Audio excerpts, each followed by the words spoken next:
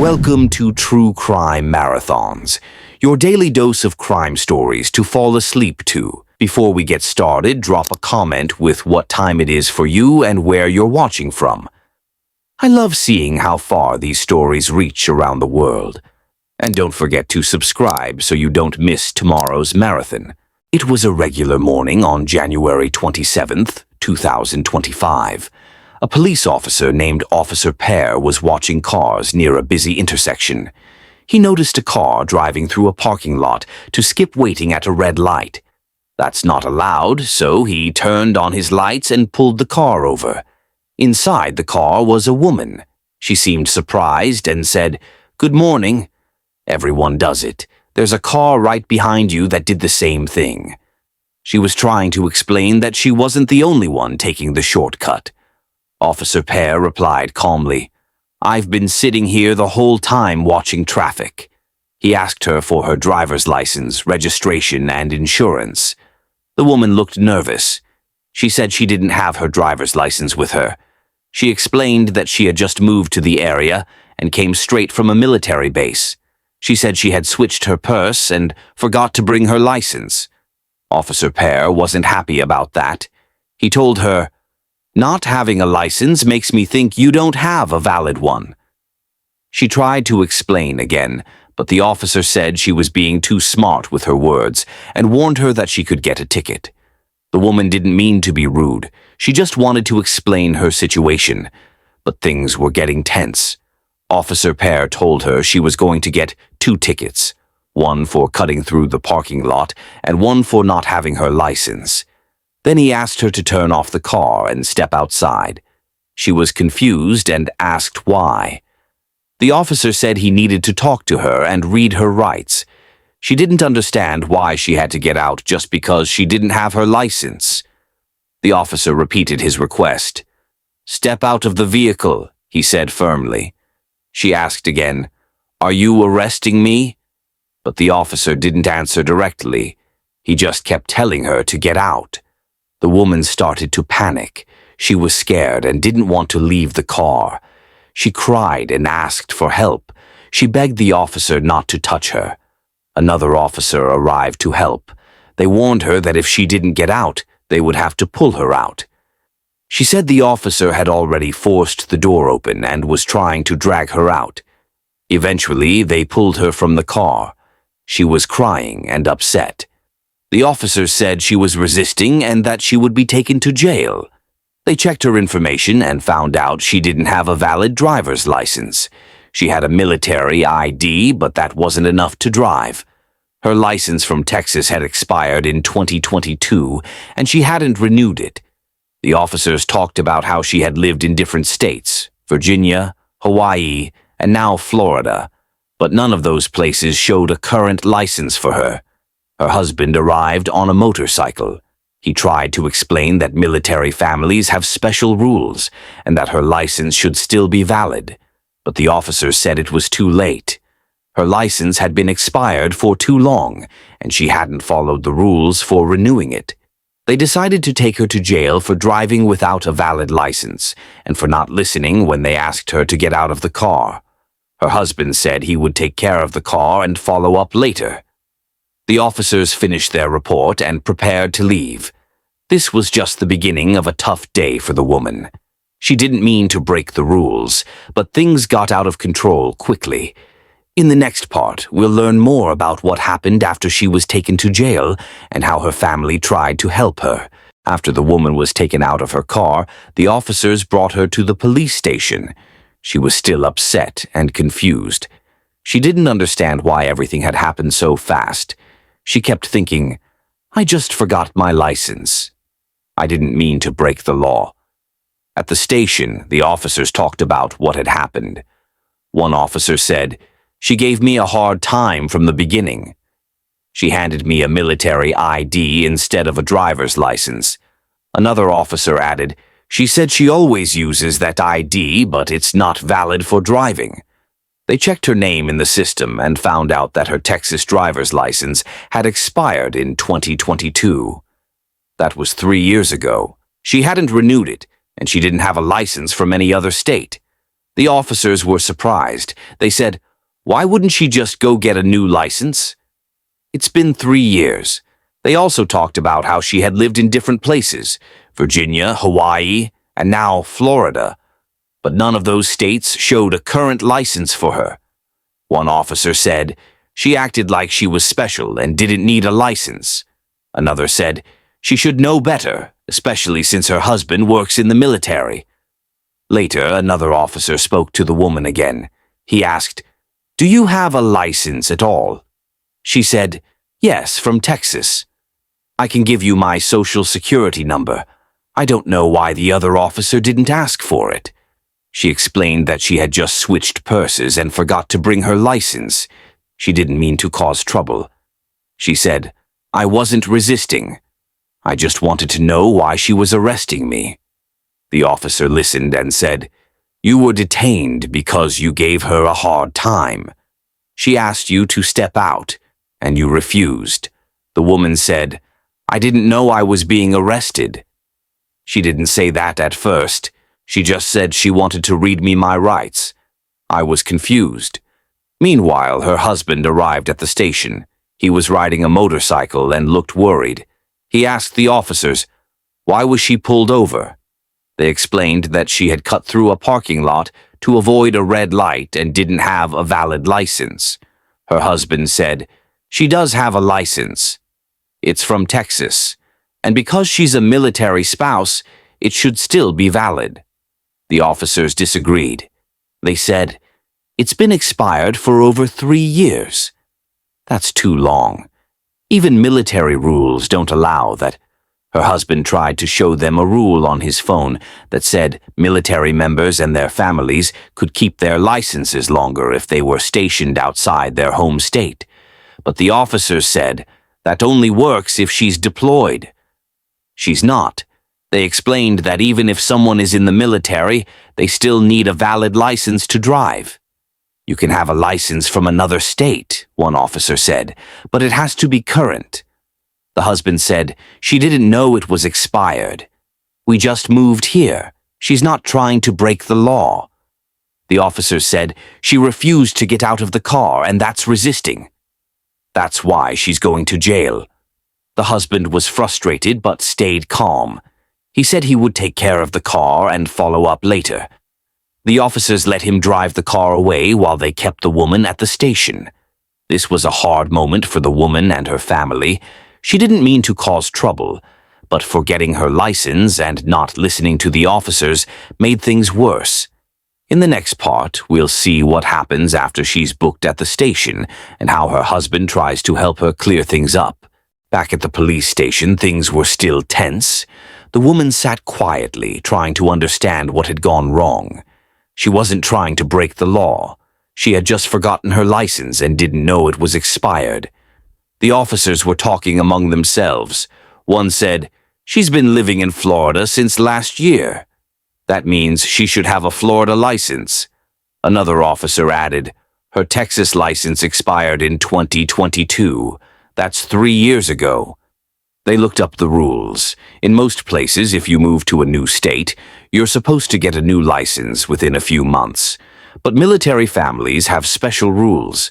If someone is in the military or married to someone in the military, they can sometimes keep their license from another state longer. One officer said, "That only works if she's deployed." She's not, so she should have renewed it.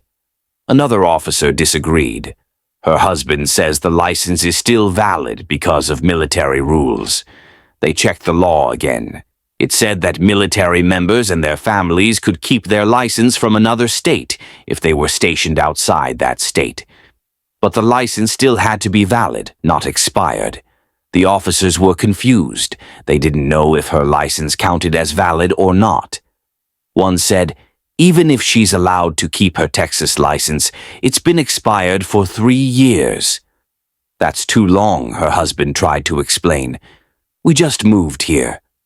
She didn't know it was expired. She thought her military ID was enough. The officer said, "That ID can't be used to drive. It's not a driver's license." The woman was still upset. She said, "I wasn't trying to resist. I just wanted to understand what was happening. I didn't know I was being arrested. One officer said, "She refused to get out of the car." That's resisting. Another officer said, "She was crying and scared." Maybe she didn't understand. They talked about what to do next. Should they charge her with resisting arrest? Should they let her go with a warning? Should they accept the military rule about her license? In the end, they decided to keep her in custody for now. They wanted to double-check the rules and make sure they were doing the right thing. Her husband stayed calm. He said he would talk to someone about the military rules and try to clear things up. He took the car and promised to come back with more information. The woman sat quietly, hoping everything would be okay. She didn't mean to cause trouble. She just wanted to get home. In the next part, we'll see what happens when her husband tries to prove that her license is still valid, and whether the officers change their minds. While the woman waited at the police station, her husband was busy trying to help. He knew she hadn't meant to break the law. She was just confused and scared. He wanted to make sure the officers understood that. He looked up the military rules on his phone. There was a law that said if someone was in the military or married to someone in the military, their driver's license from another state could stay valid longer. But there was a catch. It only worked if the license hadn't been suspended or canceled, and it had to be renewed within a certain time. He showed the officers the rule. "Look," he said, "her license is from Texas. She's a military spouse. It should still be valid." One officer looked at the screen and said, "That rule only works if she's deployed." She's not, and the license expired in 2022. That's 3 years ago. Her husband replied, "We didn't know it was expired. We just moved here." She thought her military ID was enough. The officers weren't sure what to do. They didn't want to punish someone who didn't mean to break the law, but they also had to follow the rules. One officer said, "Even if she's allowed to keep her Texas license, it has to be valid." "This one isn't," another officer added. "She refused to get out of the car." That's resisting. We can't ignore that. Her husband stayed calm. He said, "She was scared." She didn't know what was happening. She wasn't trying to resist. The officers talked about it. They agreed that she hadn't handled things well, but they also saw that she wasn't trying to be mean or dangerous. She was just confused. They decided to check with Texas to see if her license could still be renewed. If it could, maybe they could let her go with a warning. While they waited for the answer, her husband sat with her. He told her everything would be okay. He said, "We'll figure this out. Just stay calm." She nodded, still shaken but thankful he was there. In the next part, we'll find out what Texas says about her license and whether she'll be allowed to go home or face more trouble. While the woman waited at the station, the officers made a call to Texas to check her license. They wanted to know if it was still valid under military rules. Her husband had said it should be, but the officers needed to be sure. After a while, the answer came back. Texas confirmed that her license had expired in 2022. That meant it had been expired for more than 3 years. Even with military rules, that was too long. The license was no longer valid. The officers shared the news with her. "Texas says your license is expired. You can't drive with it anymore." She looked down, feeling embarrassed. "I didn't know," she said quietly. "I thought it was still okay." Her husband tried to help. "She's a military spouse. We move a lot. It's hard to keep track of everything." The officers understood, but they had to follow the law.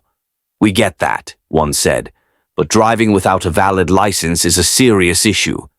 And refusing to get out of the car made it worse.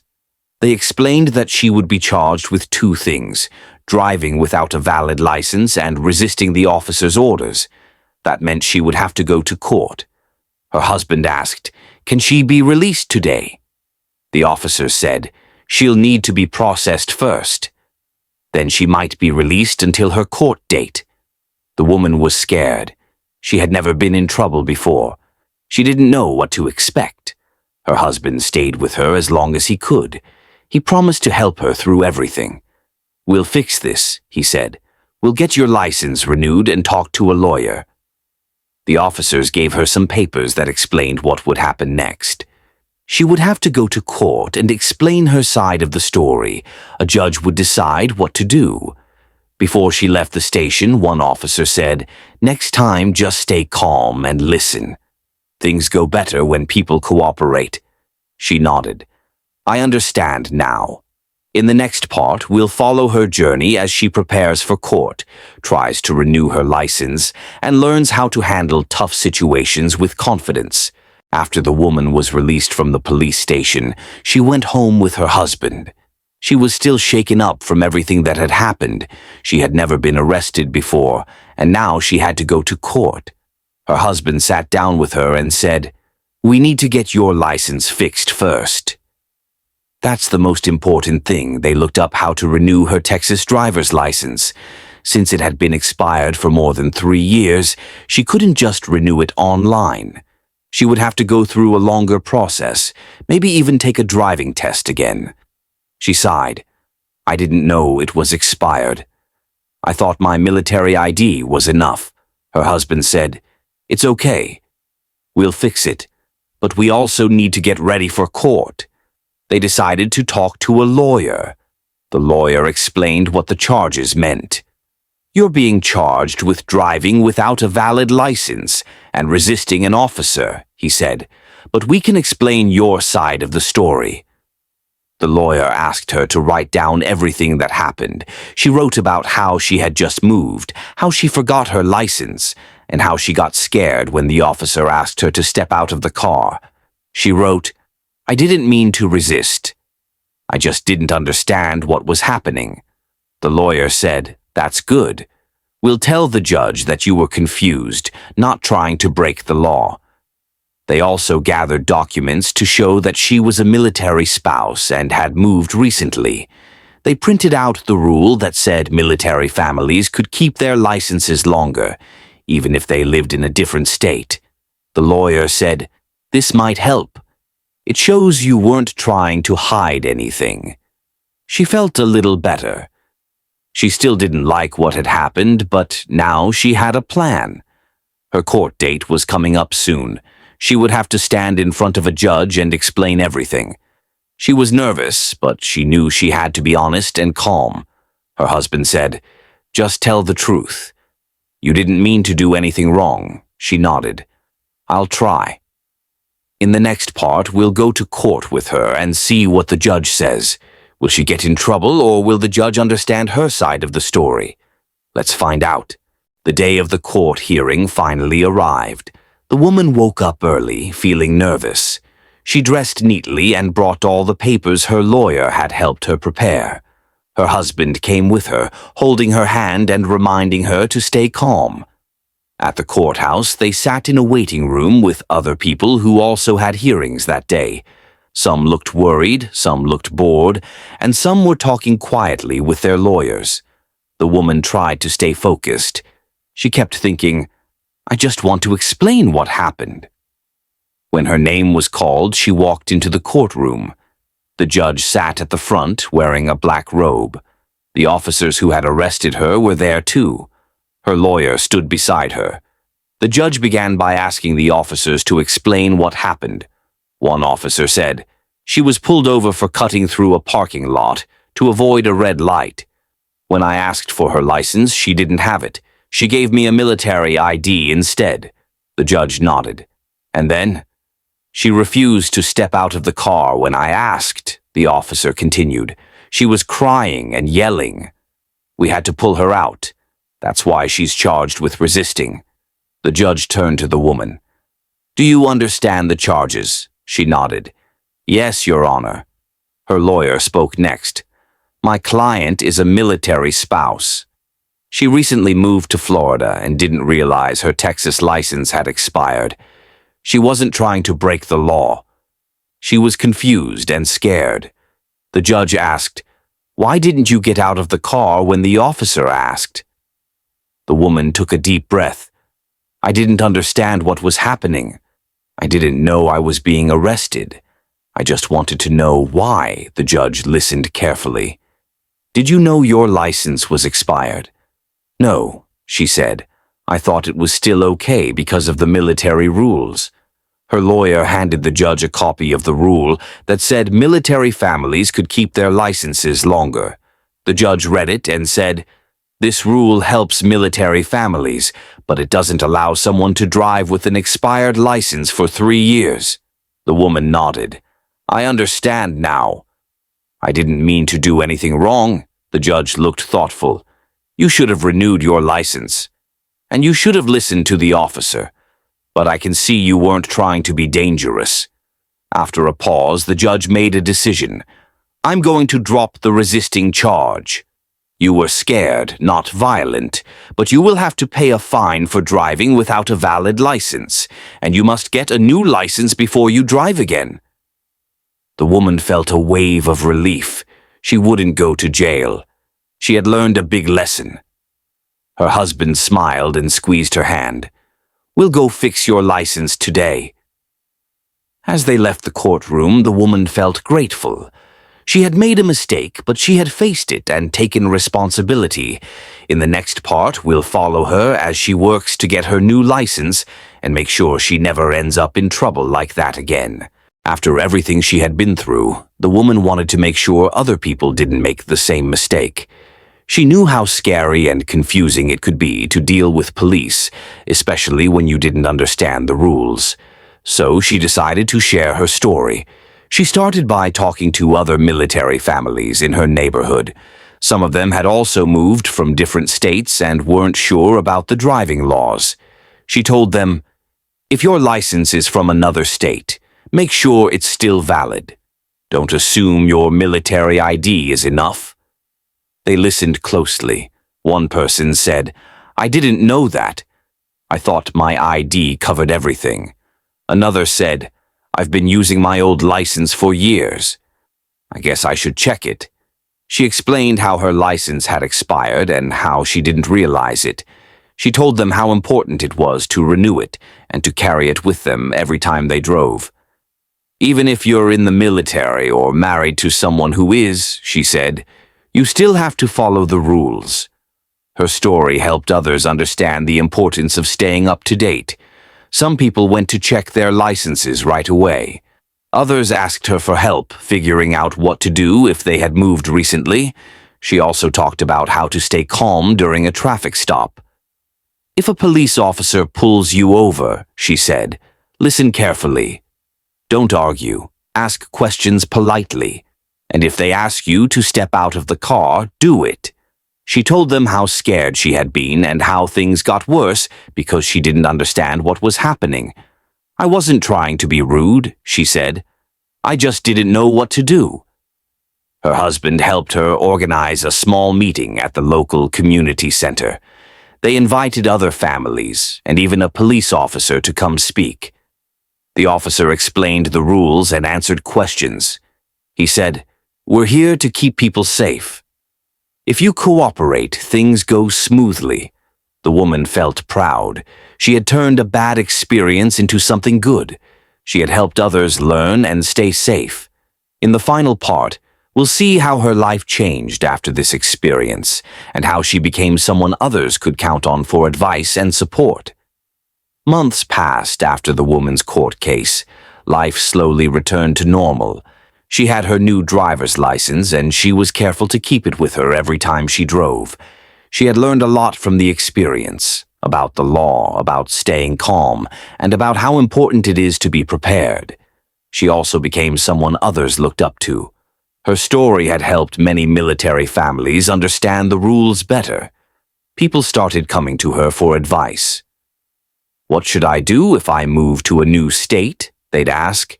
"How do I know if my license is still good?"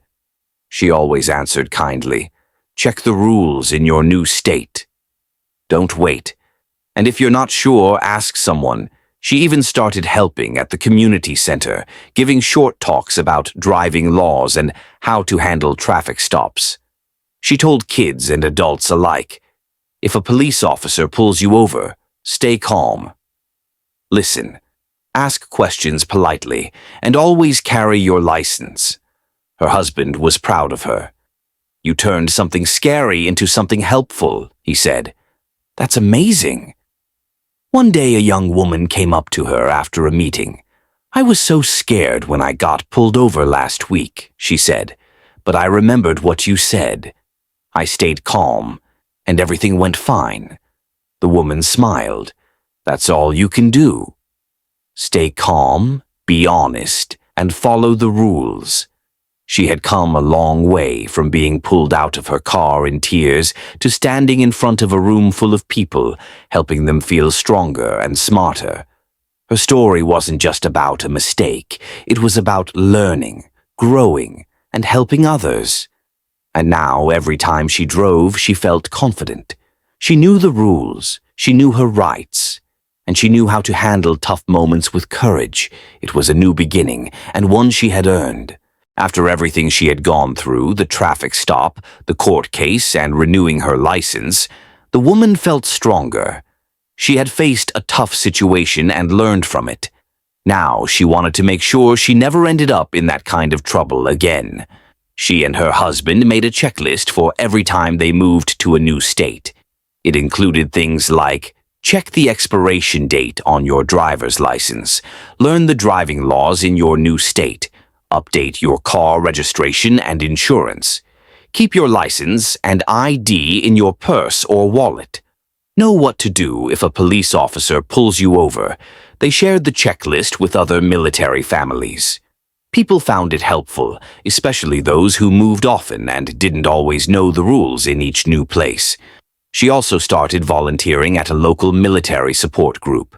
She helped new families settle in, answered questions, and reminded them to check their paperwork. It's easy to forget things when you're busy moving, she said, but it's important to stay safe and follow the rules. One day, a young couple came to her for help.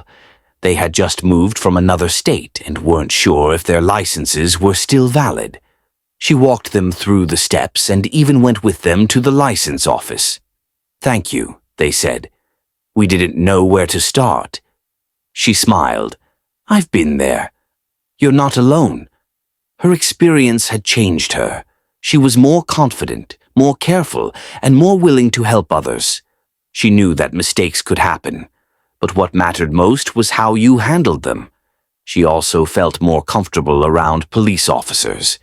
She understood their job better and knew how to stay calm during a traffic stop. They're just doing their job, she told others. If you listen and cooperate, things go much smoother. Her husband was proud of her. You turned a scary moment into something powerful, he said. You're helping people every day. And she was. She had become a leader in her community, someone people trusted and looked up to. Her story wasn't just about a traffic stop. It was about learning, growing, and using her experience to make a difference. She had moved forward with confidence. And now, every time she got behind the wheel, she felt ready for whatever came next. After everything she had gone through, the traffic stop, the court case, and renewing her license, the woman felt stronger. She had faced a tough situation and learned as time went on. The woman's story continued to spread. People in her community respected her not just because she had gone through something difficult, but because she had used it to help others. She had become a voice for military families who often felt lost in a maze of rules and paperwork. One day, she was invited to speak at a local event for military spouses. The room was filled with people who had moved from different states, just like she had. Some were new to the area, others had been there for a while but still had questions. She stood at the front and shared her experience. I didn't know my license was expired. I thought my military ID was enough. I was scared when the officer pulled me over, and I didn't know what to do.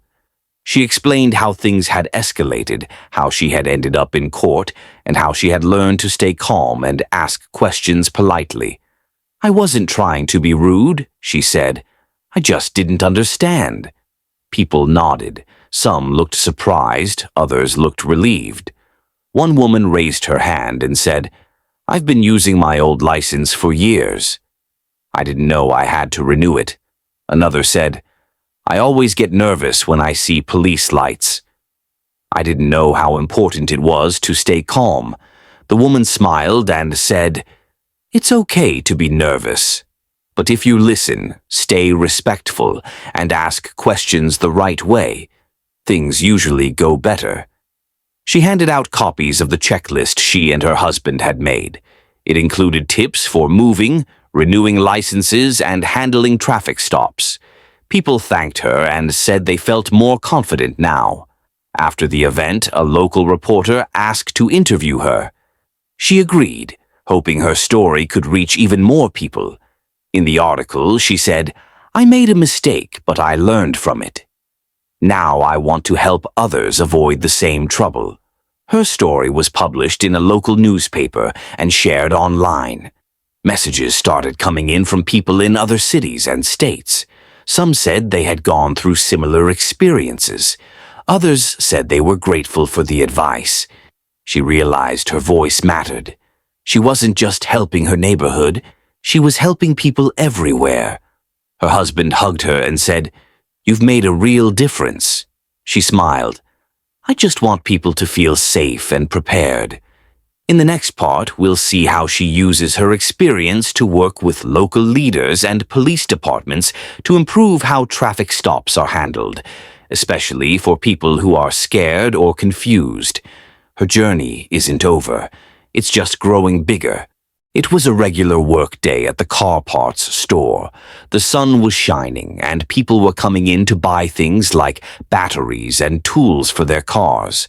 One of the workers, a man named Jordan, was outside talking to a police officer. He looked calm, even though something serious was happening. Jordan explained to the officer that the store had called the police because they thought he had stolen money. He didn't run away or try to hide.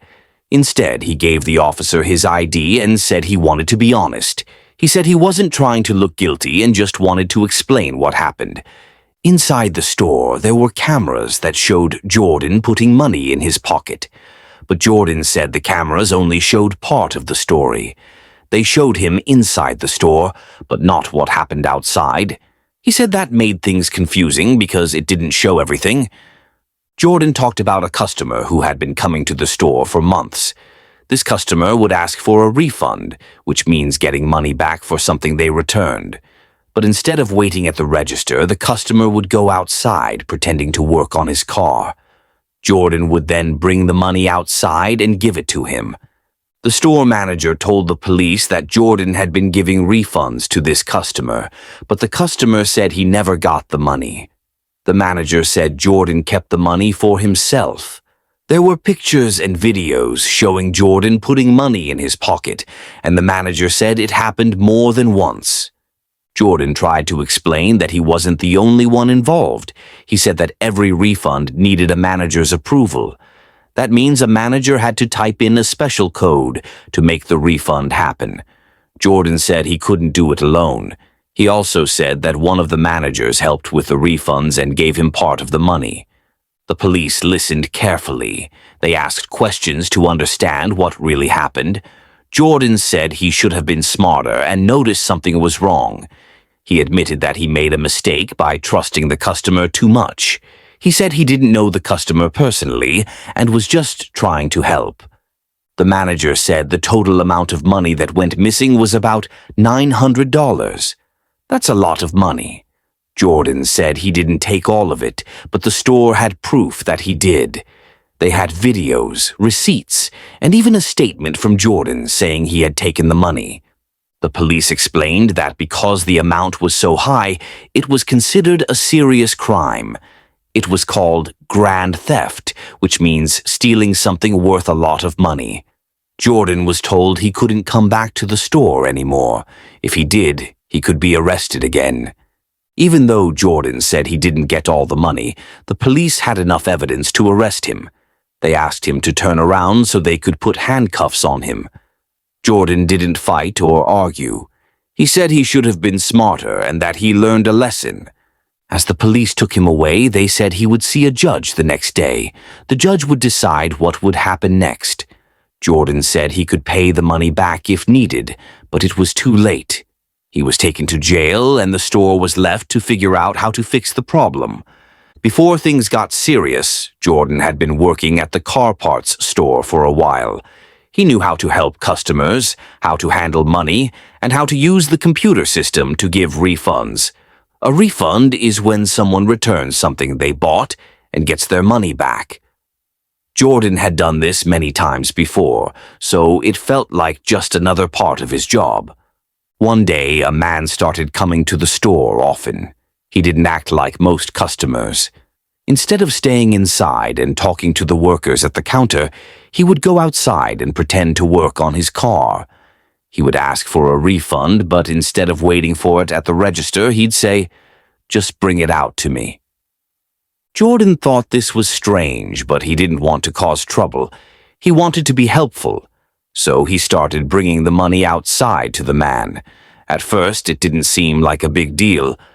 Jordan thought he was just doing his job in a different way. But the store had rules. Refunds were supposed to be done at the register, with the customer standing there. That way, everything could be seen clearly on the cameras.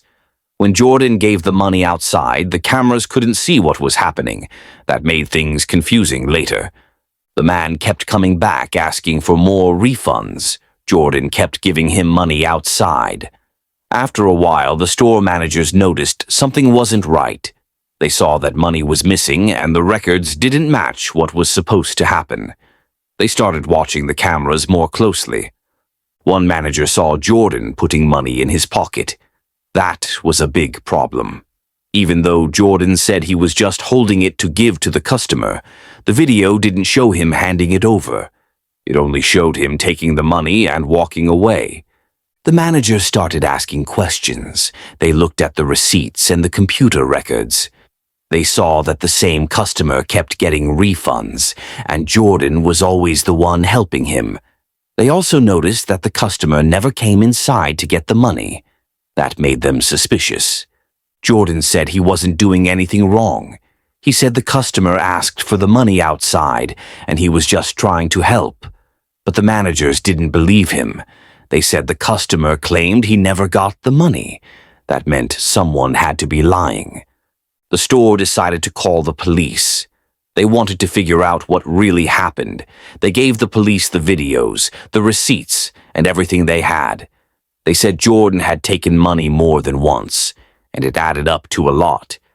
Jordan tried to explain that he wasn't the only one involved. He said a manager had to approve the refunds by typing in a special code. That meant someone else knew what was happening. He also said that one of the managers gave him part of the money, like they were sharing it. The police listened and asked more questions. They wanted to know who approved the refunds and why the customer kept coming back. Jordan said he didn't know the customer personally and was just doing what he thought was right. But the police said it didn't matter. The rules were broken and money was missing. Jordan started to realize that things were worse than he thought. He said he should have been smarter and more careful.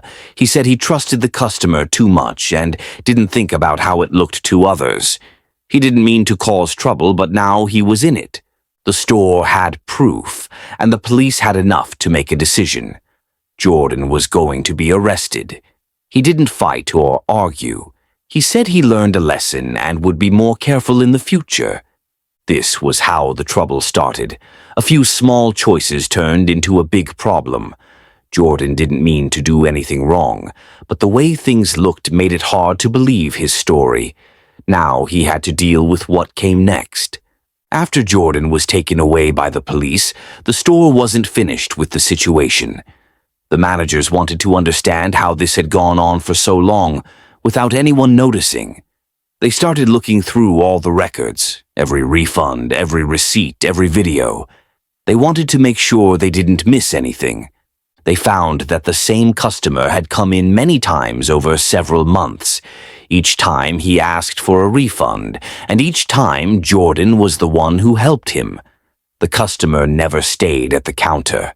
He always went outside and Jordan followed with the money. That pattern happened again and again.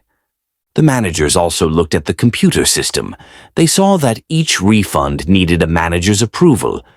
That meant someone had to type in a special code to make the refund happen. Jordan didn't have that code.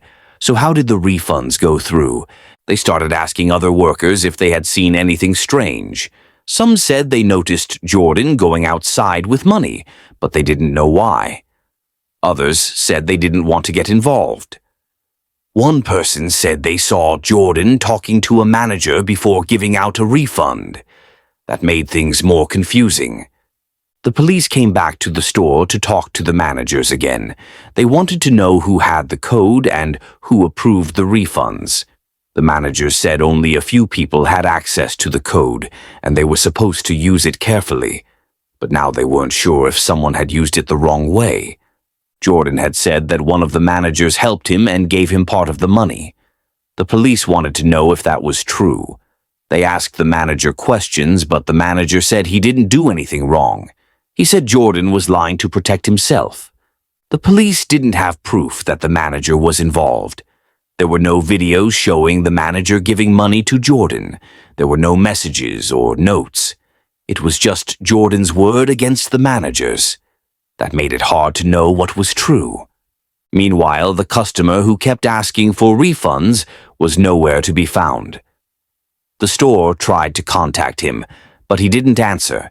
He had given a fake phone number and didn't leave any real information. That made things even harder. Without the customer, they couldn't ask him what really happened. The store decided to change its rules. From now on, all refunds had to be done at the counter, with the customer standing there. No more giving money outside. They also made sure only trusted managers could use the refund code. They wanted to make sure this never happened again. Jordan was still in jail, waiting to see the judge.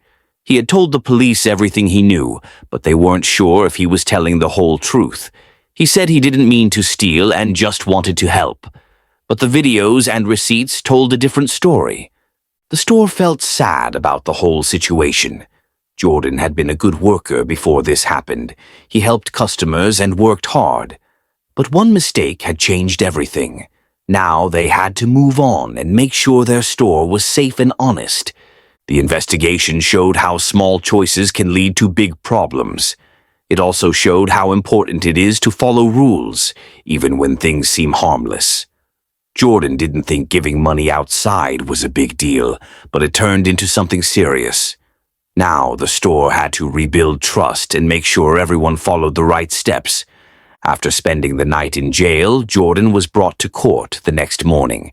He sat quietly in a small room with other people who had also been arrested. Everyone waited for their turn to talk to the judge. Jordan didn't know what would happen, but he hoped he could explain everything and maybe get a second chance. When it was Jordan's turn, he walked into the courtroom. The judge sat high up behind a big desk.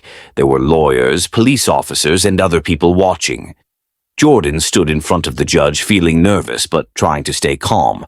The judge asked Jordan if he understood why he was there. Jordan said yes. He knew he was being accused of stealing money from the store where he worked. The judge said the crime was called grand theft, which meant stealing something worth a lot of money. In Jordan's case, it was around $900. Jordan's lawyer spoke next. He said Jordan had never been in trouble before and had always worked hard. He said Jordan didn't mean to steal and was just trying to help a customer. He asked the judge to be fair and give Jordan a chance to explain. Then the judge asked Jordan to speak. Jordan said he was sorry for what happened. He said he didn't think he was doing anything wrong at the time. He thought he was helping someone who needed a refund. He admitted that he should have followed the store's rules and kept everything at the counter. Jordan also said he didn't take all the money. He said some of it went to the customer and some might have been handled by a manager. But he admitted that he made a mistake by not asking more questions and by trusting someone he didn't really know. The judge listened carefully. He said that even if Jordan didn't mean to steal, the way things looked made it hard to believe his story. The videos showed Jordan putting money in his pocket. The receipts showed refunds that didn't match. and the customer had disappeared, which made things even more suspicious. The judge said that stealing from a workplace was serious. It broke trust and made people feel unsafe. But he also said that Jordan had been honest during the investigation and didn't try to run away. That showed he was willing to take responsibility. Jordan's punishment wasn't decided right away. The judge said they needed more time to look at the evidence and talk to the store. Jordan was allowed to go home, but he had to promise to come back to court when asked. He also had to stay away from the store and not talk to anyone involved. Jordan felt a mix of relief and worry. He was glad he didn't have to stay in jail, but he knew the problem wasn't over. He had to wait and see what the judge would decide. He hoped that being honest and saying sorry would help. Back at home, Jordan thought about everything that had happened. He remembered how it started with just one refund outside the store. He thought about how he should have asked for help or told someone when things felt strange. He realized that even small choices can lead to big problems. Jordan decided to learn from his mistake. He wanted to be better and make smarter choices. He knew that trust was important, and once it was broken, it was hard to fix. He hoped that someday people would see that he was trying to do the right thing. After going home from court, Jordan had a lot of time to think. He sat in his small apartment looking out the window, wondering how everything had gone so wrong. Just a few weeks ago, he was working hard, helping customers and feeling proud of his job. Now he was waiting to find out if he'd be punished for something he didn't fully understand at first. Jordan started writing down what had happened. He wanted to remember every detail, how the customer asked for money outside, how the refunds were approved, how the manager acted, and how he felt during each moment. Writing helped him see things more clearly. He realized that even though he didn't mean to steal, he had broken the rules. He thought about trust. The store had trusted him to handle money and help people. The managers trusted him to follow the rules. The customers trusted him to be honest, and now that trust was broken. Jordan felt sad about that. He didn't want people to think he was a bad person. Jordan also thought about the customer who kept asking for refunds. Why did he always go outside? Why didn't he wait at the counter like everyone else? Jordan realized that the customer might have been tricking him. Maybe the customer knew that giving money outside would look suspicious. Maybe he planned it that way. Jordan felt angry, but mostly at himself. He wished he had asked more questions. He wished he had told the manager when things felt strange. He wished he had said no when the customer asked for money outside. But he didn't. He went along with it, and now he was paying the price. He decided to make changes. He wanted to be more careful in the future. If he ever got another job, he would follow every rule, even the small ones. He would speak up if something didn't feel right. He would ask for help instead of trying to fix things alone. Jordan also wanted to help others learn from his mistake. He thought about talking to young people, maybe at schools or community centers. He could tell them his story and explain how easy it is to get into trouble when you don't ask questions or follow rules. He wanted to turn something bad into something good. While waiting for the judge's final decision, Jordan kept busy. He read books, helped his neighbors, and stayed out of trouble. He didn't want to waste time feeling sorry for himself. He wanted to grow and become better. One day he got a letter from the court. It said he had to come back for another hearing. That meant the judge was ready to decide what would happen next. Jordan felt nervous but also ready. He had learned a lot, and he hoped the judge would see that. Jordan knew he couldn't change the past, but he could shape his future. He wanted to be someone people could trust again. He wanted to prove that he was more than one mistake. And he hoped that, with time, others would believe that too. Jordan returned to court for his final hearing. He wore clean clothes and stood tall, even though he felt nervous inside. He had spent weeks thinking about everything that happened, how it started, what went wrong, and what he could do to make things right. Now the judge would decide what kind of punishment he would get. The courtroom was quiet as the judge looked over the papers. There were videos, receipts, and Jordan's own statement. The judge also read letters from people who knew Jordan. Some were from neighbors, others from old co-workers.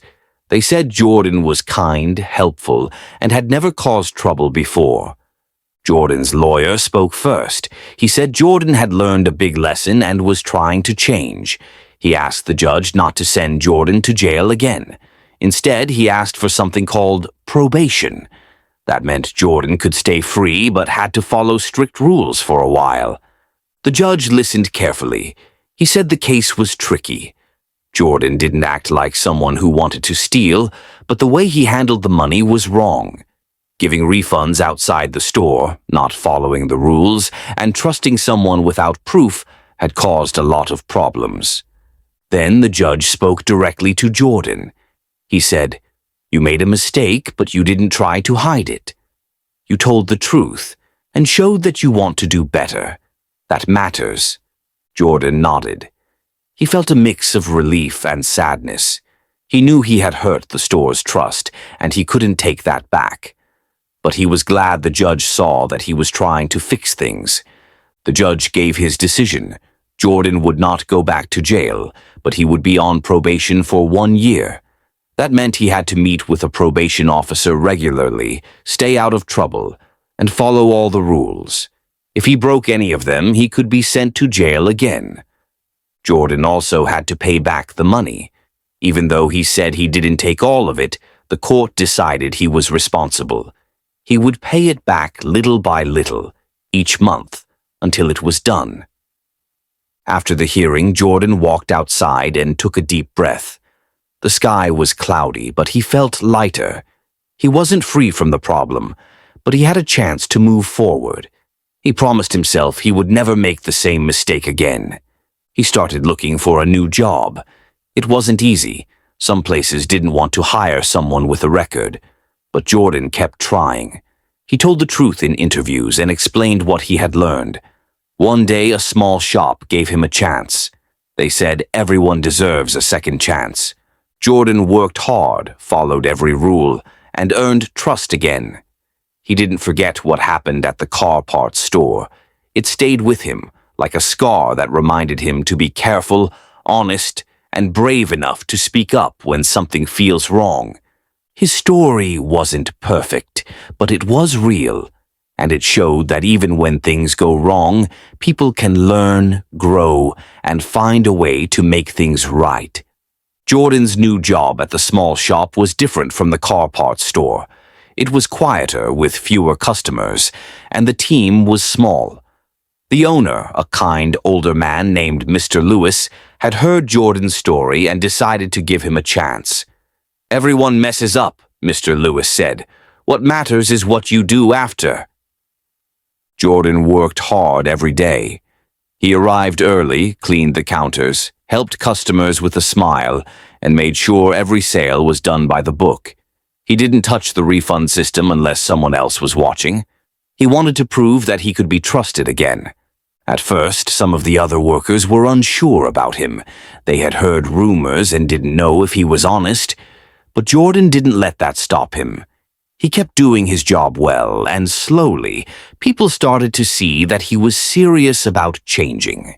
One day, a customer came in and asked for a refund. Jordan felt nervous. The customer had a receipt and a broken item, but Jordan didn't want to make any mistakes. He called Mr. Lewis over and explained everything. Together, they handled the refund properly, with the customer standing at the counter and the camera recording. After the customer left, Mr. Lewis smiled and said, "That's how it's done." "You're doing great," Jordan felt proud. It was a small moment, but it meant a lot. He was rebuilding trust, one step at a time. Outside of work, Jordan kept meeting with his probation officer. They talked about his progress, his goals, and how he was feeling. Jordan said he wanted to help others avoid the same mistake. His officer said that was a good idea and suggested he speak at a youth center. Jordan agreed. A few weeks later, he stood in front of a group of teenagers. He told them his story, how he tried to help someone, didn't follow the rules, and ended up in trouble. He explained how important it is to ask questions, speak up, and never ignore warning signs. The teens listened quietly. Some asked questions. One boy said, "I thought only bad people got arrested." Jordan shook his head. Sometimes good people make bad choices. What matters is learning from them. After the talk, a few teens came up to thank him. Jordan felt hopeful. Maybe his story could help someone else stay out of trouble.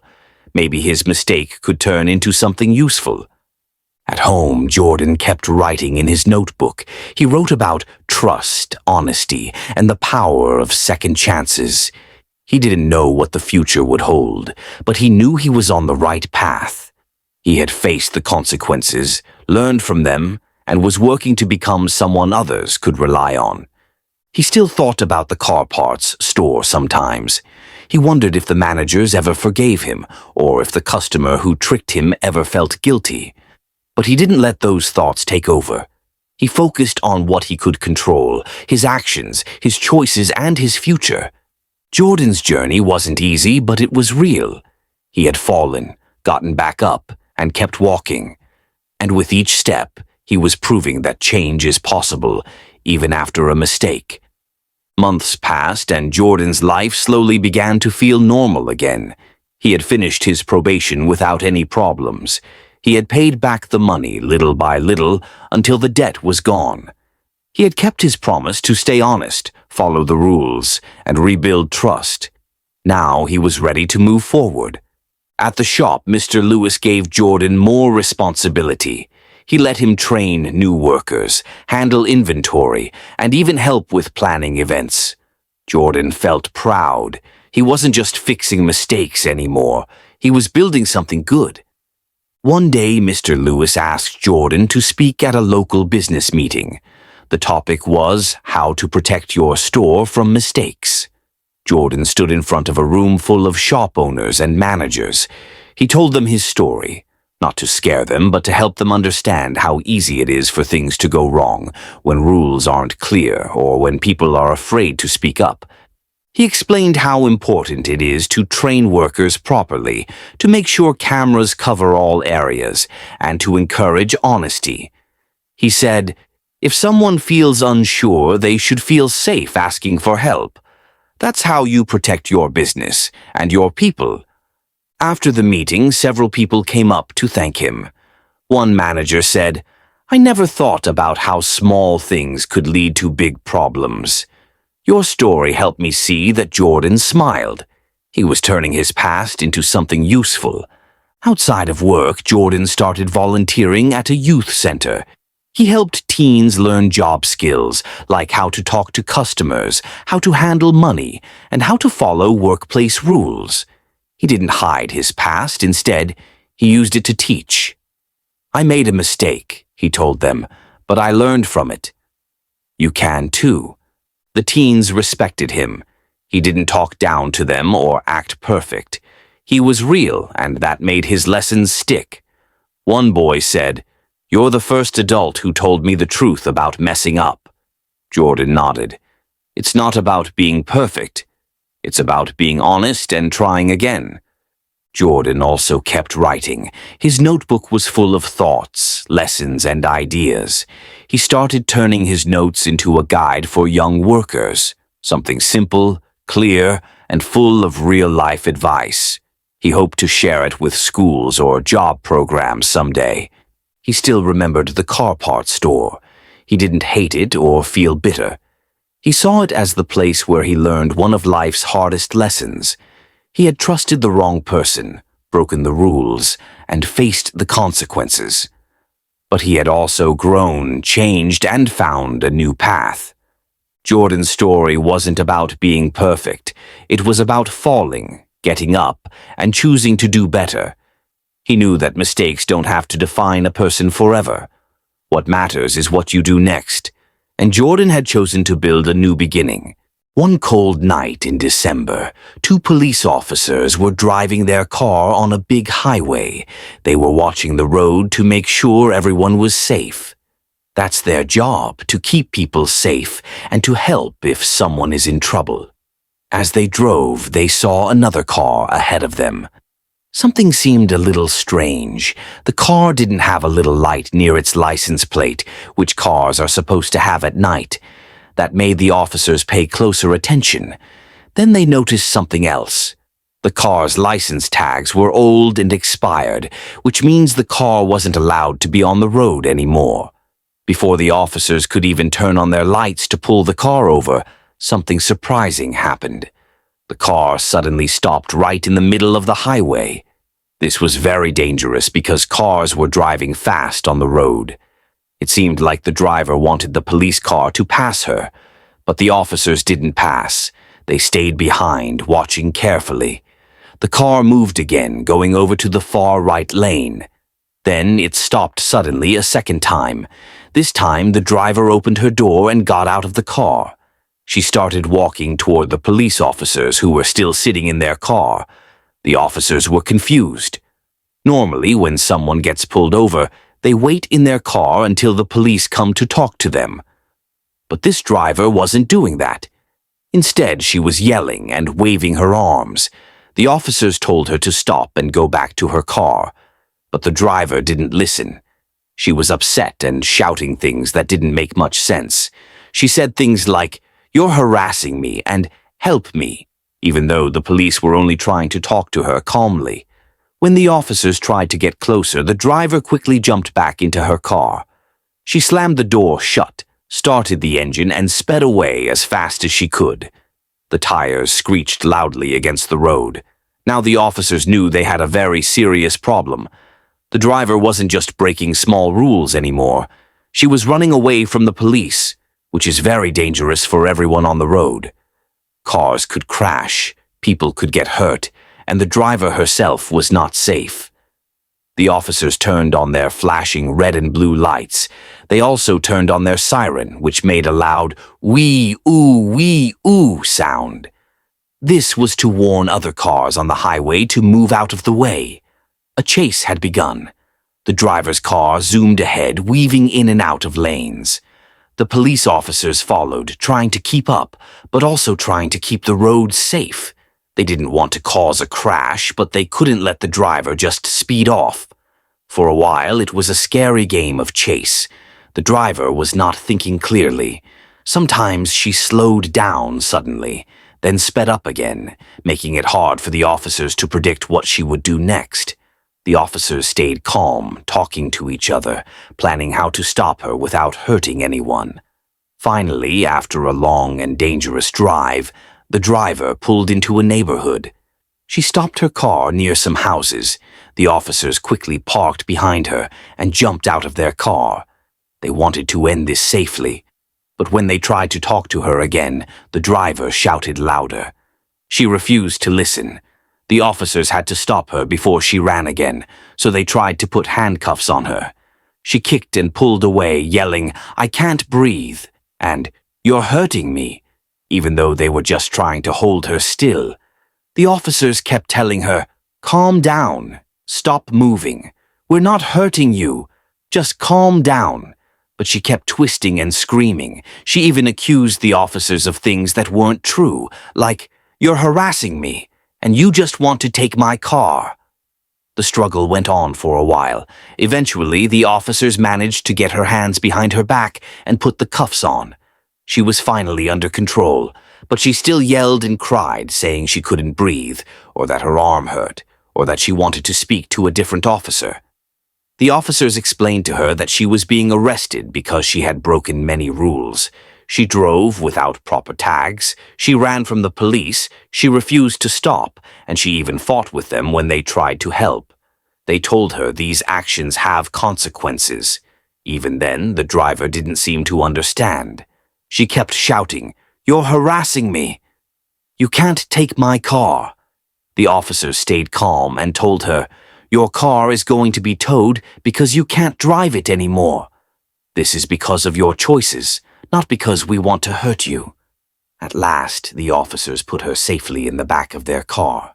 She continued to argue, but the chase was over. No one had been badly hurt, though the driver had put many people in danger. Later, at the police station, she was told all the things she was being charged with: running from the police, driving recklessly, fighting the officers, and having an open container of alcohol in her car. The flashing lights were still bright as the police car drove away from the neighborhood. Inside the back seat sat the driver. She was in handcuffs and she was very upset. She twisted, kicked, and yelled the whole time. The police officers in the front seat stayed calm. They had been trained to handle people who were scared, angry, or confused. They knew the driver didn't understand how much danger she had caused, but they also knew she had to face the consequences of her choices. The car turned onto quieter roads, and finally they reached a big building with tall fences and bright lights. This was the county jail, the place where people go when they break the law in serious ways. The driver shouted, "You can't take me here. I didn't do anything wrong." But the officers calmly explained, "You didn't listen when we asked you to stop. You ran from us on the highway. You could have hurt yourself or others. Now we have to bring you here." When the car stopped, the officers carefully helped the driver out. She complained, "My arm hurts. My handcuffs are too tight." One officer gently said, "They're not meant to be comfortable. They're meant to keep you safe and us safe." Inside the jail, the air smelled different, like cleaners and metal. The walls were plain and gray. Other officers were working at desks, writing papers and answering phones. It was not a scary place with dark cells like in cartoons. Instead, it was busy and bright with people walking around doing their jobs. The driver was led to a small room. She sat in a chair, still talking loudly. "I can't breathe. I don't deserve this. You're harassing me," she said over and over. The officers listened, but they also started filling out paperwork. They had to write down everything that had happened. The driver stopped suddenly on the highway. She got out of her car and shouted. She ran back into her car and drove away fast. She sped through the roads while the officers chased her. She fought when they tried to arrest her. She had an open container of alcohol in the car. Her car tags were expired, so the car wasn't allowed to be on the road. All of these things were serious. Each one had a consequence. Together, they added up to big trouble. The driver asked again, "Can I have my car back?" "You can't take it from me." The officer replied firmly, "The car is being towed. You can't drive it anymore because it isn't registered. That is not our choice. It is the law." The driver groaned and shook her head. She didn't want to hear it. But the officer continued, "Laws aren't made to be mean. They're made to keep people safe. When drivers follow the rules, fewer people get hurt. But when someone refuses to listen, it puts everyone in danger." The driver was quiet for a moment, but then she started again. "You were waiting for me. You just wanted to catch me. You're all the same." The officers didn't argue. They had heard many people say things like that. Instead, they focused on their work. One officer explained what would happen next. "You are being charged with eluding, which means you ran from the police. You are being charged with reckless driving because you sped and made the road unsafe. You are being charged with interference because you fought us when we tried to stop you. And you are being charged for having an open container of alcohol and for driving a car that wasn't registered. These are the consequences of your choices tonight." The driver didn't like hearing that. She shouted again, "It's not fair. You're all against me." But deep down, she must have known that the things the officer said were true. The jail staff brought her some water and asked if she needed medical help. They wanted to make sure she was safe, even though she was angry at them.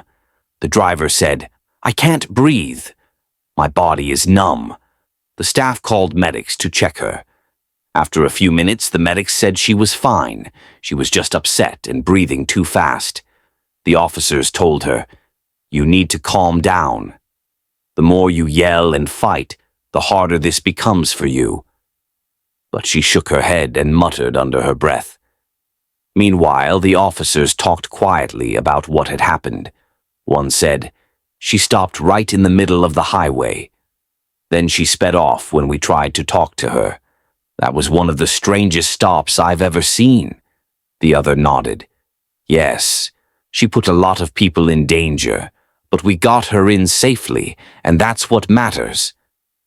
Outside, the driver's car was being hooked up to a tow truck.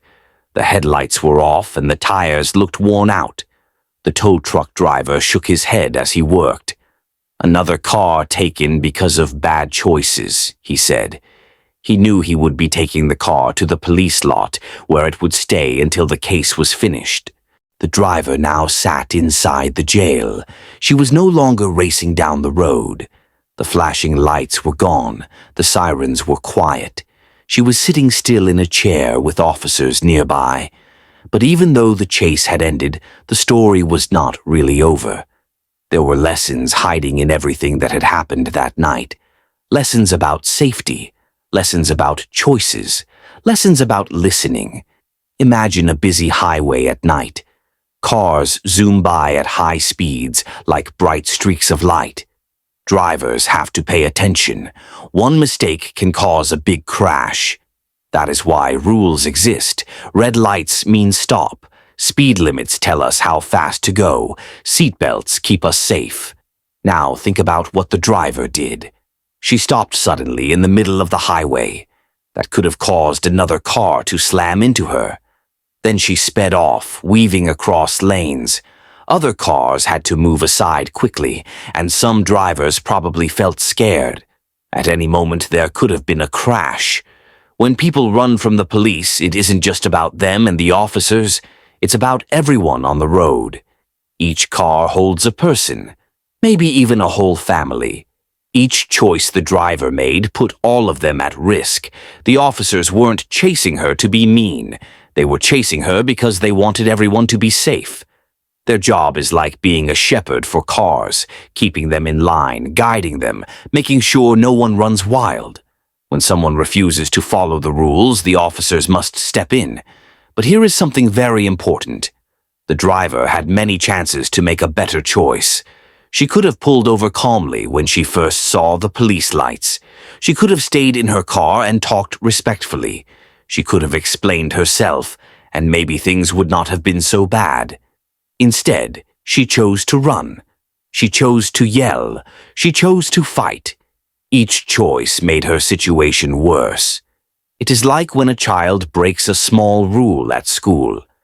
Maybe they forget to raise their hand before speaking. The teacher gently reminds them. But if the child shouts louder, throws their pencil, and refuses to listen, the trouble grows. What started small becomes big. The same thing happened here. Expired tags and a missing light were small problems at first, but by refusing to listen, the driver turned them into big problems. Now let's think about the officers. They had to stay calm even while the driver screamed at them. They had to keep the road safe while chasing a speeding car. They had to put on handcuffs while being kicked at. That takes training, patience, and courage. The driver yelled, "You're harassing me. You're hurting me. You're just taking my car." But none of that was true. The truth was simple. The driver broke the rules, and the officers were doing their job. Sometimes, when people feel scared or caught, they blame others instead of themselves. That is what the driver was doing. But blaming others does not erase the choices you made. In life, consequences follow actions, like shadows follow people in the sunlight. If you make a good choice, a good shadow follows you. If you make a dangerous choice, a bad shadow follows instead. The driver's shadow that night was very dark. The driver sat in the small room at the jail, still in her handcuffs. She was tired from yelling, but she kept mumbling to herself. The officers nearby were calm. They had seen nights like this before. One officer took out a clipboard and began writing down her information. He asked her simple questions. "What is your full name? What is your date of birth?" At first, she refused to answer. "I don't have to tell you anything," she said. But the officer reminded her, We need this information to process you. This is the first step.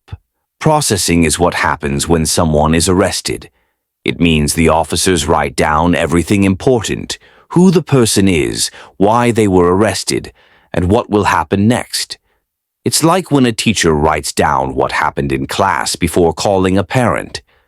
Another officer gently removed her jewelry and checked her pockets. They had to make sure she wasn't carrying anything dangerous. She complained, "You're stealing from me." But the officer explained, "We're not stealing. Your things will be kept safe until you are released." After that, they asked her to stand by a tall machine. It took her picture, her mugshot. She didn't smile. Her face was red from shouting. Her eyes looked tired. The flash of the camera lit up the room for a moment, and then it was done. Next, she placed her fingers on a small glass screen. The machine scanned her fingerprints. Each finger made a quiet beep as the machine recorded the lines and swirls on her skin. This was another way to be sure who she was. Through it all, the driver complained, "You don't know me. You're against me. You're hurting me." But the officers kept steady voices. "We're just doing our job." This is part of the process. When the paperwork was done, the officers explained her charges. "You are being charged with eluding, reckless driving, interference, operating a vehicle with expired registration, and having an open container. These charges are serious." The driver shook her head. "No, you're wrong. I didn't do anything." She still refused to believe, but the officers didn't argue. They knew the judge would decide later. Their job was simply to record the facts and keep everyone safe. Finally, they led her to a holding cell. The room was small, with plain walls and a bench. The heavy door shut behind her with a deep clang. She sat on the bench, alone for the first time that night. There were no flashing lights in the cell, no car engine to start, no road to race down, just silence. For the first time, the driver had to sit still and think. The heavy door closed with a loud metal sound, and the driver sat on the bench inside the small room.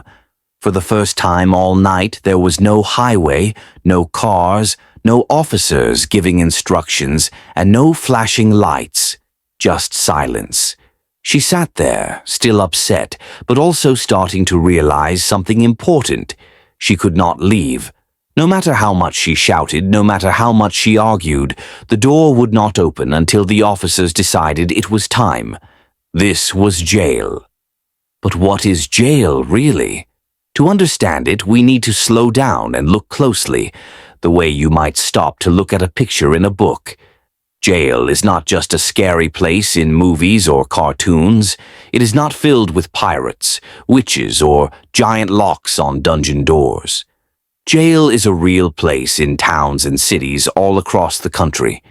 It is where people go when they have broken the law and need to be kept safe or kept away from others, until a judge can decide what should happen next. Think of it like this. Imagine a classroom. The teacher sets rules like raise your hand, no running inside, and be kind to others. If a student breaks a rule, the teacher might give them a warning. If they keep breaking rules, maybe they sit out for a while or lose recess. The goal isn't to be mean, it's to keep the whole class safe and learning. Jail works in a similar way, but with grown-ups and much bigger rules. When someone breaks a law, they might be taken to jail. It's not a place to have fun, but it's not meant to be cruel either. It is meant to remind people that rules matter. Let's look at the driver's night again. She broke small rules at first. Her car's license tags were expired, and her license plate light didn't work. Those were like small mistakes on homework, things that could be fixed easily. But instead of fixing them, she made worse choices, stopping in the middle of the highway, yelling at officers, jumping back into her car, speeding away, and refusing to stop. Those were like a student shouting at the teacher, throwing books and running wild in class. Suddenly, the problem wasn't small anymore. It was huge. So just like a student might be sent to the principal's office, the driver was taken to jail. But what happens in jail? First, jail is about safety. The officers keep the person in a cell so they cannot hurt themselves or others. A cell is usually small, with plain walls, a bench or bed, and maybe a toilet. It's not comfortable, but it is safe. Second, jail is about waiting. People in jail are often waiting for a judge to hear their case. A judge is like a referee in a game. They listen to both sides and decide what is fair. Some people stay in jail for only a night, while others may stay longer until their case is decided. Third, jail is about consequences. When someone is in jail, they cannot go where they want. They cannot drive their car, visit friends, or play outside. They must sit, wait, and think about the choices that brought them there. The driver in our story was learning this lesson the hard way. She sat on the bench, tapping her foot and muttering, "They're wrong. I didn't do anything. They just wanted to harass me, but the quiet walls didn't answer back." The truth was, no matter what she said, her choices had led her here. And while she sat there, other people were safe because she was no longer speeding on the roads. Families could drive without fear of a car swerving wildly beside them. Pedestrians could cross the street without worrying about a chase roaring past. The jail cell was not just about her.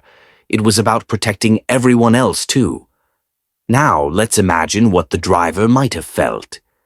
Maybe she felt scared because she didn't know what would happen next.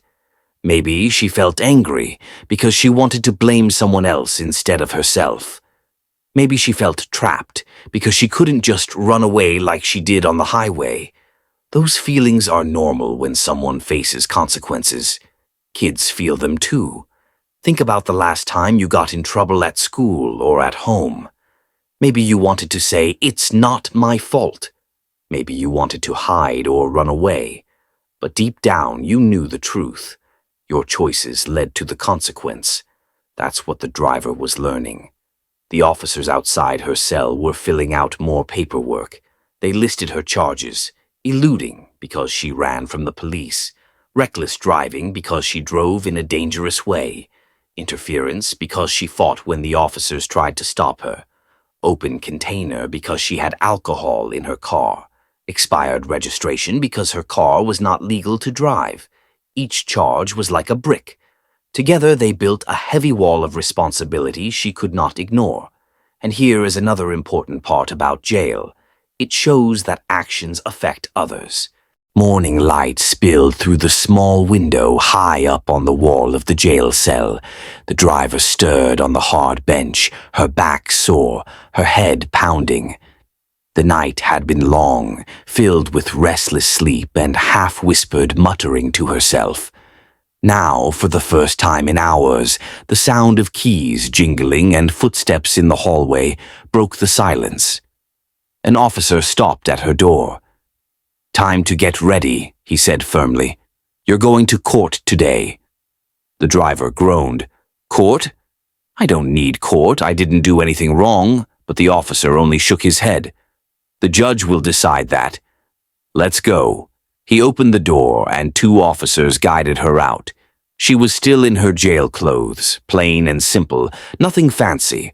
Her shoes squeaked softly on the polished floor as they walked down the hallway. Other people were walking in the same direction, men and women who had also been arrested the night before. Some looked tired, some looked angry, some looked frightened. Everyone was quiet, though. Court was serious. They were led into a larger room inside the jail, where they would wait for their turn. One by one, names would be called, and each person would be taken before a judge. The driver sat in a chair, tapping her foot. She muttered, "This is stupid. They're just picking on me. They don't know me," but no one answered. Everyone else was too busy worrying about their own cases. Finally, her name was called. The officers led her into a courtroom. The courtroom looked very different from the jail. The walls were taller. The lights were brighter. At the front of the room was a raised bench where the judge sat. The judge wore a black robe and had a calm, serious face. On one side of the room sat the prosecutor, the lawyer who would explain what the driver had done wrong. On the other side sat a defense attorney, a lawyer who would help the driver if she wanted help. The driver looked around, wide-eyed. She had never been in a courtroom before. It was quiet except for the sound of papers shuffling. Everyone was watching her. The judge spoke first. "This is the case of the driver arrested last night for eluding police, reckless driving, interference, operating an unregistered vehicle, and having an open container. Do you understand the charges?" The driver crossed her arms. "No, I didn't do anything. They harassed me. They made it all up." The judge raised an eyebrow. "The officer's reports tell a different story. You were seen stopping in the middle of the highway, running from police lights and driving dangerously through traffic. Do you deny this?" "I wasn't running," the driver said quickly. "I was just trying to get home." "They followed me. They wouldn't leave me alone." The prosecutor stood and spoke calmly. "Your Honor, the officer's dash camera clearly shows the defendant refusing to stop, speeding away, and nearly causing accidents. The evidence is clear." The defense attorney leaned closer to the driver and whispered, "Listen, denying everything won't help you. You need to stay calm. The judge is deciding what happens next. Let me help." But the driver pulled away. "I don't need help," she muttered. The judge sighed. "Very well. You will have your chance to explain yourself later, but for now I will decide if you must stay in jail or if you can leave on bond while your case continues." The driver's eyes widened. "Leave? You mean I can go?" "Perhaps," said the judge, "but leaving comes with responsibility. If you are released, you must promise to return to court when we tell you. You must not break more laws. You must not run again. Do you understand?" The driver nodded quickly. "Yes, I won't run. I'll be good." The judge studied her face for a long moment. "Promises are easy to make but hard to keep. Still, I will allow bond." He explained that her family or friends could pay money to the court to guarantee she would come back. If she ran again, she would lose the money and face more charges. The driver smiled for the first time since the night before. "See, I told you I didn't do anything wrong," she muttered, but the defense attorney shook their head. "No, you're still in trouble. You have court dates coming. The charges haven't gone away." The officers led her back to the holding room. She sat, waiting while the paperwork was finished. As she waited, she thought about what the judge had said. Don't break more laws. Don't run again, she tapped her foot nervously. Deep down, she knew she had not learned her lesson yet. She still blamed the officers, the judge, even the world, anyone but herself. But the truth was sitting quietly in her mind, like a shadow. She had made the choices that led here. No one else had turned the wheel of her car. No one else had pressed the gas pedal. No one else had shouted at the officers or tried to escape. It had been her. The judge. The judge sits at the front of the room, usually higher up, so everyone can see them. They wear a black robe, not because they're trying to be scary, but because the robe shows they are separate from the arguments in the room. The robe is a symbol that they must stay neutral. Think of the judge as a referee in a soccer game. The referee doesn't play for one team or the other. They don't try to score goals. Instead, they make sure the game is played fairly and that the rules are followed. The judge does the same thing. They listen to both sides, the prosecutor and the defense lawyer, and they make decisions about what is fair. If someone breaks the rules in court, the judge tells them to stop. If evidence is confusing, the judge decides whether it can be used. And in many cases, the judge decides the final outcome. Guilty or not guilty, free to go or facing consequences. The driver in our story met a judge when she was taken to court the morning after her arrest. The judge listened to the officer's reports, listened to the driver's denial, and made a decision. She could leave jail for now, but only if she promised to return and follow the rules. That was the judge acting like a referee, keeping the game of justice fair. The prosecutor. On one side of the courtroom sits the prosecutor. The prosecutor is like the person who says, here are the rules, and here's how this person broke them. They represent the community, not just themselves. If someone speeds through a neighborhood, it doesn't just affect them. It could endanger kids on bikes, families crossing the street, or pets playing outside. The prosecutor's job is to speak for all those people, even if they aren't in the courtroom. The prosecutor gathers evidence, like dash camera videos, officer reports, and witness statements. They explain to the judge how the law was broken. In the driver's case, the prosecutor showed that she ran from police, drove dangerously, fought officers, and had expired car tags. Each fact was a piece of a puzzle, and together they made the picture clear. The driver had broken the law. Some kids might think the prosecutor is the mean one because they are pointing out mistakes. But really, the prosecutor is like the teacher in class who says, this rule matters, and we need to talk about it because someone didn't follow it. The defense lawyer. On the other side of the courtroom sits the defense lawyer. Their job is to help the person who was arrested, the defendant. Everyone, no matter what they did, has the right to be defended. This is because fairness means hearing both sides, not just one. The defense lawyer listens to the person's story, checks the evidence, and asks questions like, was the person treated fairly by the police? Is all the evidence accurate? Does the person have reasons for what happened?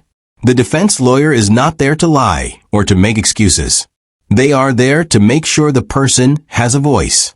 Imagine if you were accused of something you didn't do. You would want someone to speak up for you, to show your side of the story. That's why defense lawyers exist.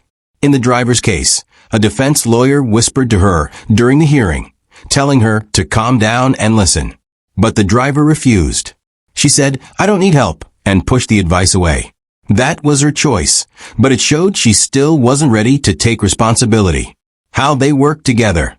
The judge, prosecutor, and defense lawyer all play different roles, but together they make sure justice is fair. The prosecutor says, here are the laws and how they were broken. The defense lawyer says, here is the other side of a story. The judge listens to both and decides what is fair. It's like a triangle, each side holding the others up. Without the prosecutor, rules wouldn't be enforced. Without the defense lawyer, people wouldn't get to explain themselves. Without the judge, the arguments would never end. Why this matters for kids. Even though kids don't go to court for speeding cars or expired tags, they do have their own small courts every day. Think about school. The teacher is like the judge, making sure the class runs fairly. If a student breaks a rule, the teacher listens to what happened, just like a judge listens in court. If two kids argue, one might say, he broke the rules, like a prosecutor, and the other might say, that's not true. Here's what really happened, like a defense. The classroom isn't a courtroom, but the idea of fairness is the same. Everyone deserves to be heard, rules matter, and consequences follow choices. Returning to the driver's story. Now, think about how all of this fits with the driver. When she first saw the judge, she thought she could shout and deny everything. But the prosecutor had evidence, reports, dash cam video, and witness statements. The defense lawyer offered to help her, but she refused. So the judge made the decision based on the facts. The driver left the courtroom that day, but the triangle of justice was still in place. She would have to return, face the prosecutor again, maybe listen to her defense lawyer if she chose to, and hear the judge's final decision. No amount of shouting could erase the roles of those three people. The system was bigger than her anger. It was designed to be fair, even if she didn't like it. The lesson. For kids, the lesson is clear. Fairness needs structure. Just like games need referees, communities need judges. Rules protect everyone. Prosecutors are not being mean. They are reminding us that broken rules put people in danger. Everyone deserves a voice. Defense lawyers exist because fairness means listening to both sides. Blame doesn't erase choices. The driver blamed others, but the evidence spoke louder. When kids see rules at school or at home, it might feel annoying. Like, why do I have to follow this? But imagine if there were no rules, no lines and games, no turn-taking, no traffic lights, no speed limits. Life would be chaos. Rules, and the people who enforce them, are what keep everyone safe and fair. The driver didn't want to believe that yet. But the judge, prosecutor, and defense lawyer showed her that the truth was not just about her feelings. It was about facts, fairness, and responsibility. And as she waited for her next court date, she had more time to think. The driver walked out of the courthouse into the cold afternoon air. For a moment, she felt free again. The sky was wide and open. Cars passed on the street outside, their engines humming steadily. People hurried by with bags of groceries or holding their children's hands. Life outside the jail seemed almost normal, but her freedom was not full. In her pocket, she carried bond papers that felt heavier than stone. The words printed on them were a promise. She would return to court. If she didn't, she would lose more than money. She would lose trust, freedom, and her chance to explain her side. Her family was waiting near the steps. Her mother looked worried, her arms crossed tight across her chest. Her brother stood beside her, shaking his head. When the driver approached, her mother said quietly, "You scared us. Do you understand that?" The driver rolled her eyes. "I'm fine. They just wanted to harass me. They made a big deal out of nothing." Her brother frowned. "Nothing? You ran from the police on the highway. Everyone saw the lights. Everyone heard the sirens. People could have been hurt." The driver turned away. "You don't get it. They were after me. I had no choice." But deep down, a small part of her knew she did have choices. She just didn't want to face them yet. The family walked together to their car. The driver sat in the back seat, arms crossed, staring out the window. The world outside seemed the same, but she could feel the difference. Something had shifted. Hashtag, hashtag, hashtag, hashtag back home. When she got home, her phone buzzed with messages. Some were from friends. Asterisk, asterisk. "Hey, I heard what happened. Are you okay?" Asterisk. Asterisk, asterisk. "Was that really you in the chase last night?" "Crazy." Asterisk. Asterisk, asterisk. "Be careful, girl. That's serious stuff." Asterisk. She scrolled through them quickly, feeling a mix of pride and shame. A part of her wanted to brag. Asterisk, yes, that was me. I outran the cops for a while. Asterisk, but another part of her felt heavy. Asterisk, everyone knows. Everyone is talking. I can't escape it. Asterisk. Her neighbor across the street waved politely when she stepped outside, but the wave was stiff, almost nervous. Parents walking their children gave quick glances and then looked away. The driver could feel the weight of their judgment. That night at dinner, her mother tried again.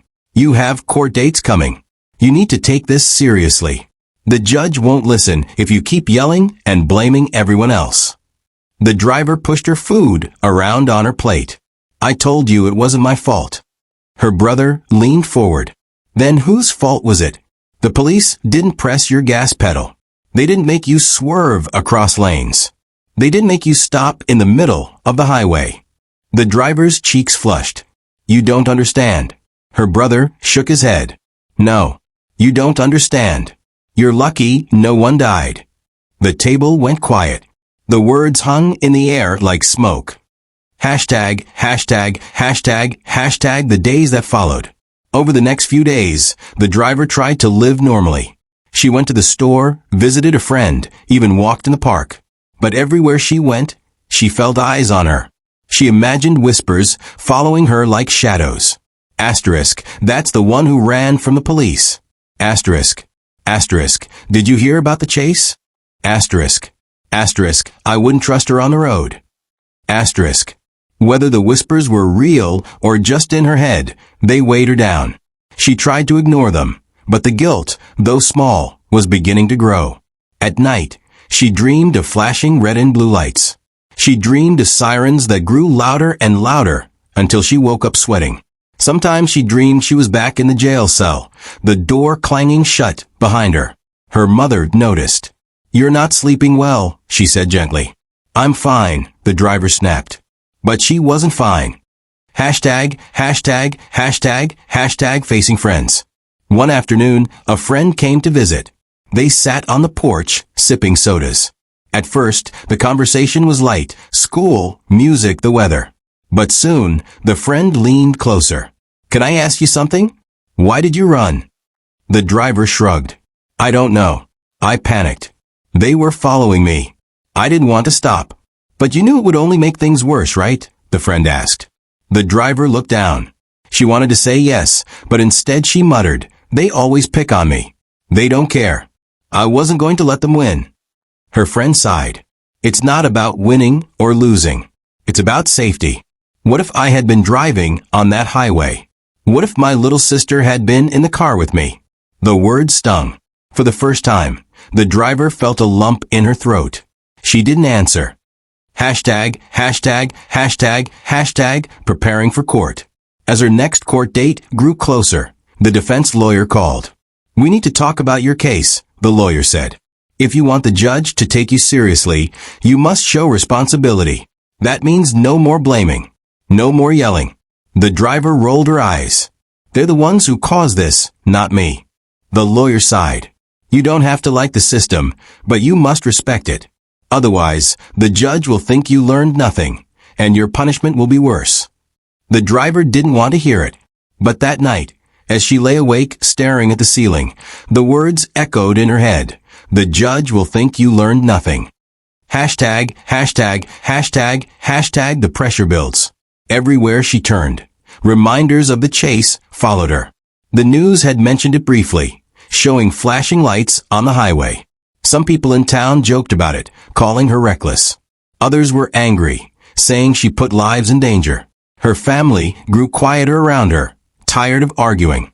Her mother prayed softly in the evenings. Her brother avoided her, spending more time out of the house.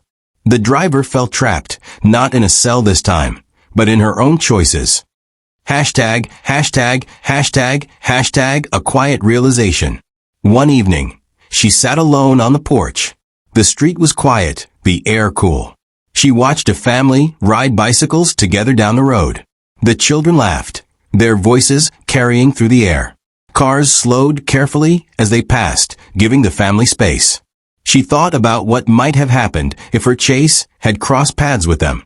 The image made her stomach twist. For the first time, she whispered to herself, "Maybe I did go too far." It wasn't a full admission. Not yet. But it was the beginning of one. The driver still had a long way to go before facing the full truth. Court was coming, and the judge would decide her future.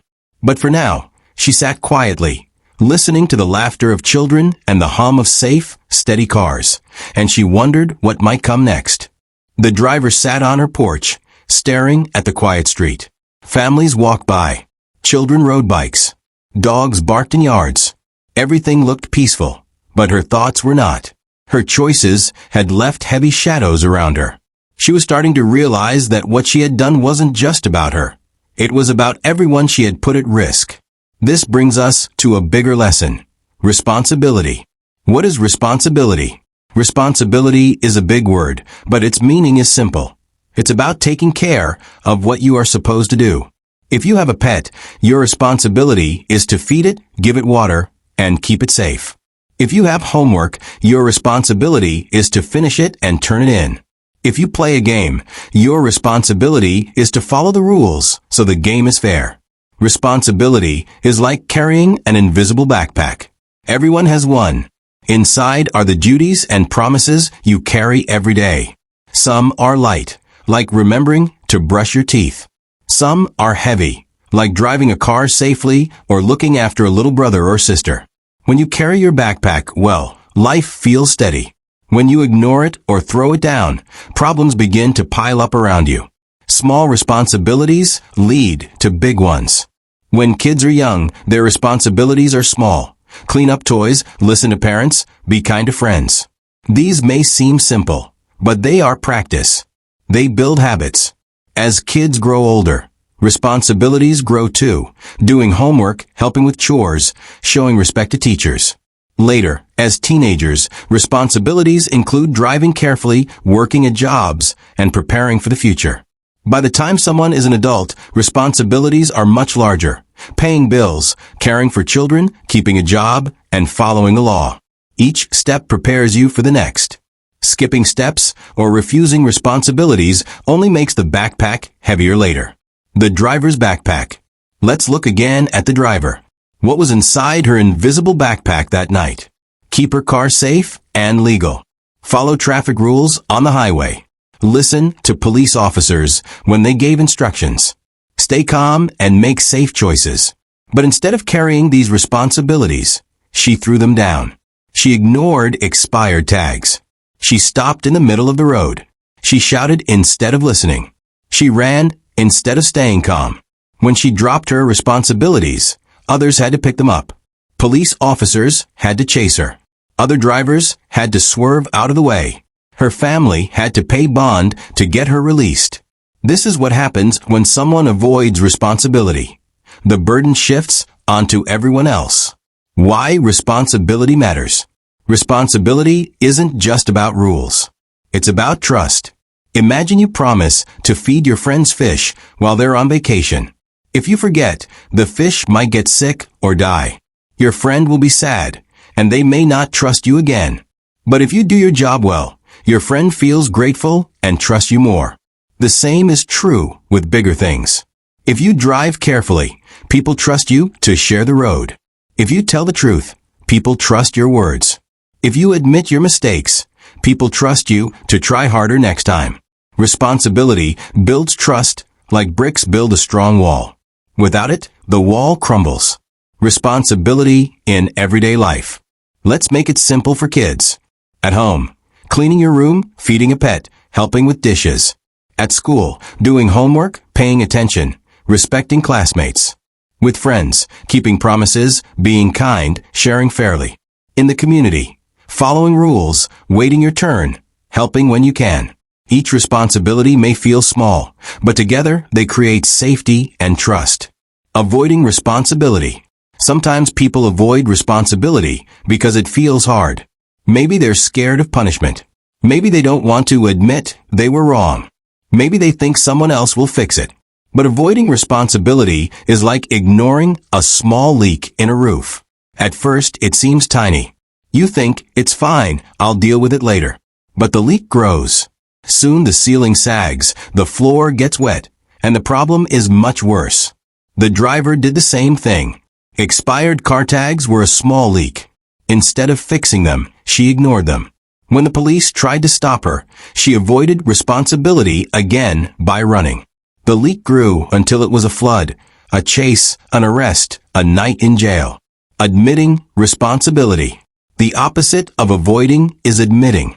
Admitting responsibility means saying, yes, I did that. It was wrong. I will fix it. It doesn't feel easy. In fact, it can feel embarrassing. But admitting is the first step to making things better.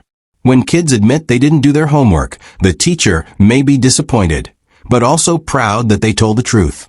When a child breaks a toy and says, I'm sorry, it was my fault, parents know they are learning honesty.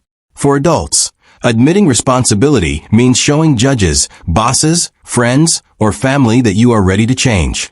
If the driver had admitted her mistakes at the start, her night might have been very different. She could have gotten a ticket for expired tags and been sent home. But because she refused, her problems grew larger. Responsibility and freedom. Here's an important truth. Responsibility and freedom go together. Think of a playground. Kids are free to swing, slide, and play tag. But they also have responsibilities. Don't push, don't throw sand, don't climb too high. If they follow these rules, everyone plays safely, and freedom continues. If someone breaks the rules, a teacher might end the game. Driving is the same. Adults are free to travel anywhere in their cars. But that freedom comes with responsibilities. Obey speed limits, stop at red lights, don't drink and drive. When people respect those responsibilities, freedom on the road is safe. When they don't, that freedom can be taken away through tickets, jail, or losing a license. The driver wanted freedom without responsibility. But life doesn't work that way. Responsibility builds character. When someone carries their backpack of responsibility, well, people notice. They become known as dependable, trustworthy, and strong. This is called character. Character is not about being perfect. It's about how you handle mistakes. Do you admit them, learn, and grow? Or do you blame others and repeat them? The driver still had a chance to change her story. She could accept her mistakes, listen in court, and take responsibility. If she did, people might slowly begin to trust her again. If she didn't, her reputation would remain broken. A lesson for kids. So what does all of this mean for kids? It means every day is a chance to practice responsibility. Each choice, small or big, adds to your invisible backpack. Carry it well, and your life feels balanced. Drop it, and others will have to pick it up for you. When you clean up after yourself, you show respect. When you admit you spilled milk, you show honesty. When you follow game rules, you show fairness. When you care for a friend or pet, you show kindness. These small acts build habits that prepare you for bigger responsibilities later. Back to the driver. As the driver sat on her porch, she began to feel the weight of her invisible backpack. She had tried to throw it down, but it always came back heavier. The bond papers in her pocket, the stares from neighbors, the disappointment in her family's eyes. All of it was the weight of avoided responsibility. The morning of the final court hearing arrived. The driver woke before the sun. She hadn't slept much. For days, her stomach had been tight with worry.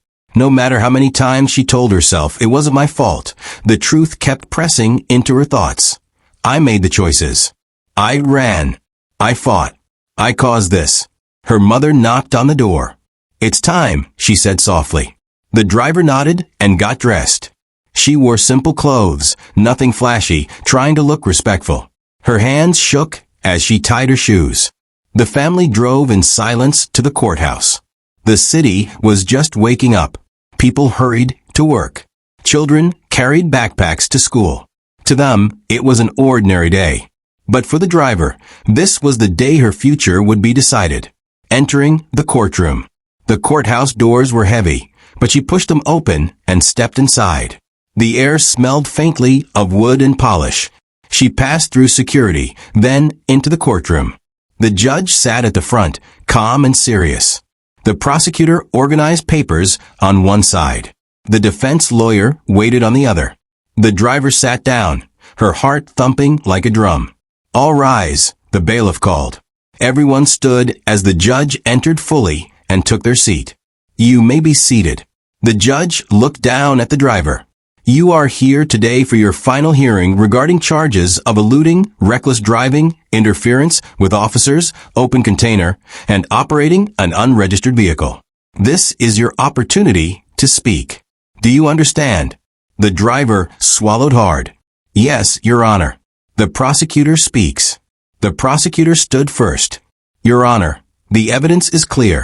On December 1st, the defendant refused to stop for officers, drove dangerously on the highway, nearly caused accidents, and resisted arrest. Dash camera footage and officer reports support these facts. The defendant's actions put lives at risk, not only her own, but also those of other drivers, pedestrians, and the officers involved. The state recommends consequences that reflect the seriousness of these actions." The words echoed in the quiet courtroom. The driver shifted in her seat. She could almost hear the screech of tires, the blare of sirens, the slam of the car door from that night. The defense lawyer speaks. Then the defense lawyer stood. "Your Honor, my client acknowledges that mistakes were made. She was frightened and acted without thinking. While her actions were dangerous, she has had time to reflect. She understands now that running from responsibility only made things worse. She asks for a chance to prove she can change, to take responsibility, and to rebuild trust. We request a sentence that allows her to learn and grow, rather than simply punish." The driver glanced at her lawyer, surprised. Until now, she hadn't admitted much. But hearing the lawyer speak made her realize she couldn't hide anymore. The judge's questions. The judge leaned forward. "Driver, this is your chance to speak for yourself. Do you have anything to say before I decide?" The driver's throat was dry. She wanted to say, "It wasn't my fault." The words almost slipped out, but then she remembered her friend's question. What if my little sister had been in the car that night? She remembered her brother's voice. You're lucky no one died. For the first time, she took a deep breath and said, Yes, Your Honor. I was wrong. I was scared, and instead of stopping, I ran. I made everything worse. I put people in danger, and I fought the officers who were trying to help. I blamed everyone else, but the truth is, it was my fault. I'm sorry. The courtroom was silent. Even her family looked up in surprise. The judge studied her carefully. You understand that saying sorry is only the beginning? Responsibility means showing through actions, not just words. Yes, Your Honor, the driver said quietly. I want to do better. The decision. The judge nodded slowly. Very well. Here is my decision. For reckless driving and eluding police, you will serve probation and perform community service. For interference, you will attend classes about responsibility and decision-making. For the open container and expired registration, you will pay fines. You will not go to jail further at this time, but if you break another law, the consequences will be much harsher. Do you understand? Yes, Your Honor, the driver said, relief flooding her chest. The judge continued. Remember this, laws are not meant to trap you. They are meant to keep everyone safe. You have been given another chance. Do not waste it. The gavel struck once, sharp and final. Court is adjourned. After the hearing, outside the courthouse, the driver stepped into the sunlight. For the first time in weeks, her chest felt lighter. Her family stood beside her. Her mother touched her arm. I'm proud you finally admitted the truth, she said softly. Her brother nodded. Now show us through what you do, not just what you say. The driver looked down at the bond papers in her hand, now replaced with the judge's orders. They were still heavy, but this time they didn't feel like chains. They felt like a map, guiding her toward responsibility. Community service. Weeks later, the driver began her community service. She picked up trash along the highway, wearing a bright vest so cars could see her. Each time she bent to grab a piece of litter, she thought about the night she had raced down that same road. She helped at a center that taught teens about safe driving. She stood quietly at first, listening to instructors explain why seatbelts, speed limits, and sober driving mattered. Then, one day, the instructor asked her to speak. She hesitated, then said, I made bad choices. I ran from the police. I thought I could escape, but all I did was put people in danger and make things worse. Don't do what I did. Stop, listen, and take responsibility. The room was silent. The teens listened closely. Some nodded. The driver felt a strange warmth in her chest, not pride, but relief. She was finally turning her mistakes into lessons for others. A changed perspective. Over time, the whispers in her town faded.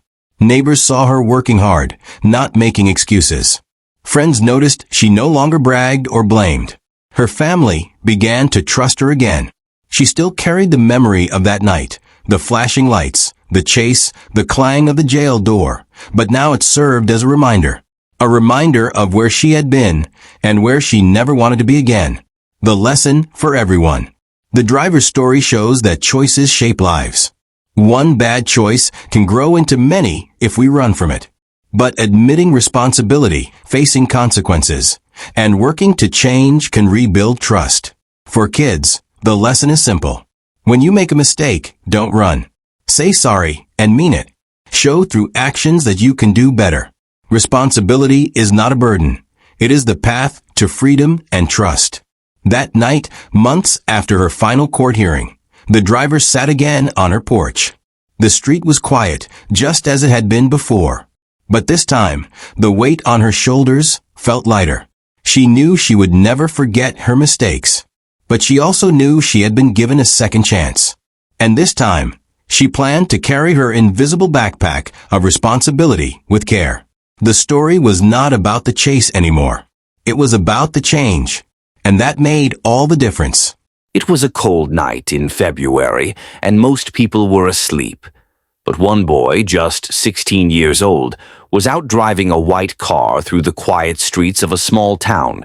He wasn't supposed to be driving. He didn't have a real license yet, just a permit. And he didn't have permission to use the car either. It belonged to someone in his family. Earlier that night, the same car had already been in trouble. Police officers from another town had tried to stop it, but the driver had sped away. Now, in this new town, another officer saw the car and turned on his flashing lights. That's when the chase began again. The car zoomed down the road, going faster and faster. First 60 miles per hour, then 80, then 100. That's way too fast for a regular street. The officer followed, calling out directions and speeds over his radio. The car didn't stop at stop signs. It didn't slow down for corners. It even drove through a field, kicking up mud and grass. Other officers joined the chase. One tried to stop the car by laying down spike strips, special tools that pop tires if a car drives over them. But the boy somehow missed the spikes. Instead, 2 police cars hit them by accident. Their tires blew out and they had to stop chasing. One officer was frustrated. He had driven through a field, almost crashed, and now his car was damaged. "I hit spikes," he said. "My front tire blew out." The chase was over. For now. Later that morning, around 6:30 a.m., another officer called the owner of the car. They wanted to know who had been driving. By 11:30 a.m., the boy came home. That's when the officer showed up to talk to him. The boy looked calm, but the officer had questions. "Have you been here the whole time?" he asked. "Are you hurt?" The boy said no. He said he had just gotten home and hadn't been hurt at all. The officer asked about the car. "Where is it?" he said. "Is it damaged?" The boy said it was parked nearby and didn't seem broken. He said he didn't think he hit the spike strips. Then the officer asked the big question, "Why did you run from the police?" The boy looked down. "I got scared," he said. "I didn't know what to do." The officer nodded. "They were just stopping you because of your window tint," he said. That means the windows on the car were too dark, which is against the rules in some places. That's all. But instead of stopping, the boy had driven away. The officer kept asking questions. "Why did you take the car?" he said. "You're so close to getting your license." "Why risk it?" The boy shrugged. "I just wanted to drive," he said. It turned out this wasn't the first time he had taken a car without asking. His mom had caught him doing it before. He said he had moved her car to play basketball, but now it was clear he had gone much farther. The officer asked about the night. "Where did you go?" he said. The boy explained. He had driven to a nearby town called Berlin. That's where the first police chase happened. Then he came back home. But when another officer saw him again, he ran a second time. He drove through more towns, past traffic lights, and even through a cornfield. He parked the car, went to his mom's house, and stayed there for a while. Then he came back again, and got chased again. The officer was surprised. 2 police cars got damaged, he said. "Do you know how dangerous that was?" The boy nodded. He said he had gone to a gas station called Quick Trip. He didn't have much money, only $5. But somehow he had driven all over the place, even to a town called Oshkosh. The officer asked about his phone. "Where were you at 5:30 a.m.?" he said. "Your phone stopped working then." The boy said he had turned off his data. That means his phone couldn't be tracked anymore, but his family had been looking for him since 4 a.m. They were worried. His grandma, dad, and others had all tried to find him. The officer was upset. "You were starting on the basketball team," he said. "You had a good game last night. Then you go and do this." The boy looked down again. "I thought about not coming back," he said quietly. The officer leaned in. "Don't do that," he said. "You're 16. You can recover from this." You're lucky the boy's grandma had some wise words too. "No matter how bad things get," she said, "you've got to call me. I've told you that before." In the end, the boy was charged with several crimes. He had run from the police, damaged property, and driven without a license. He also got tickets for speeding and not stopping at a traffic light. But the most important thing was that he was safe. The officers were glad they found him. Now it was time to face the consequences and hopefully learn from the mistake. When the boy came home after the wild night of driving, things were quiet, but not for long. His family had been worried sick. His grandma had called around, trying to find him. His dad had been searching too. Everyone was scared something bad had happened. Now that he was back, the police were there to talk. They didn't yell. They didn't get angry. But they were serious. One officer sat down with the boy and asked him to explain everything. The boy tried to stay calm, but he knew he was in trouble. "I didn't mean to scare anyone," he said softly. The officer nodded. "But you did. Your grandma was crying. Your dad was calling everyone. You were gone for hours and no one knew where you were." The boy looked down. He hadn't thought about that. He had just wanted to drive. He didn't think about how his family would feel. He didn't think about the police cars that got damaged or the danger he was in. His grandma came into the room. She was gentle but firm. "You know I love you," she said, "but this can't happen again. You could have been hurt. You could have hurt someone else." The boy nodded. "I know," he whispered. She sat beside him. "You're smart. You're kind. You've got a future. But you've got to make better choices." The officer asked more questions. "Why did you run from the police?" he said again. The boy shrugged. "I got scared. I didn't want to get in trouble. But now you're in more trouble," the officer said. "Running made everything worse." The boy's dad came in. He looked tired. "You had a basketball game last night," he said. "You played great. Then you disappear. Why?" The boy didn't have a good answer. He just wanted to drive. He didn't think it would turn into a big mess. His dad sighed. "You're 16. You're almost there. You're close to getting your license. You've got school, sports, friends. Why throw it away?" The boy felt tears in his eyes. "I didn't mean to," he said. The officer explained what would happen next. The boy would get tickets. He might have to go to court. He could lose the chance to get his license soon. He might even have to do community service or take special classes. "But you're lucky," the officer said. "You're alive. No one got hurt. You can fix this." The boy nodded. He didn't feel lucky, but he knew it could have been worse. His grandma hugged him. "We'll help you," she said, "but you've got to help yourself too." The boy promised to do better. He said he wouldn't take a car without asking again. He said he'd talk to someone if he felt scared or confused. The officer believed him, but he also knew it would take time. "You've got to earn back trust," he said. "That's not easy." "But it's possible." The boy looked around the room. His family was there. They were upset, but they still cared. He had made a big mistake, but he wasn't alone. After the boy talked with the police and his family, things started to sink in. He wasn't just in trouble. He had scared people, broken rules, and risked lives. Now he had to deal with the consequences. The officer explained what would happen next. The boy would get several tickets.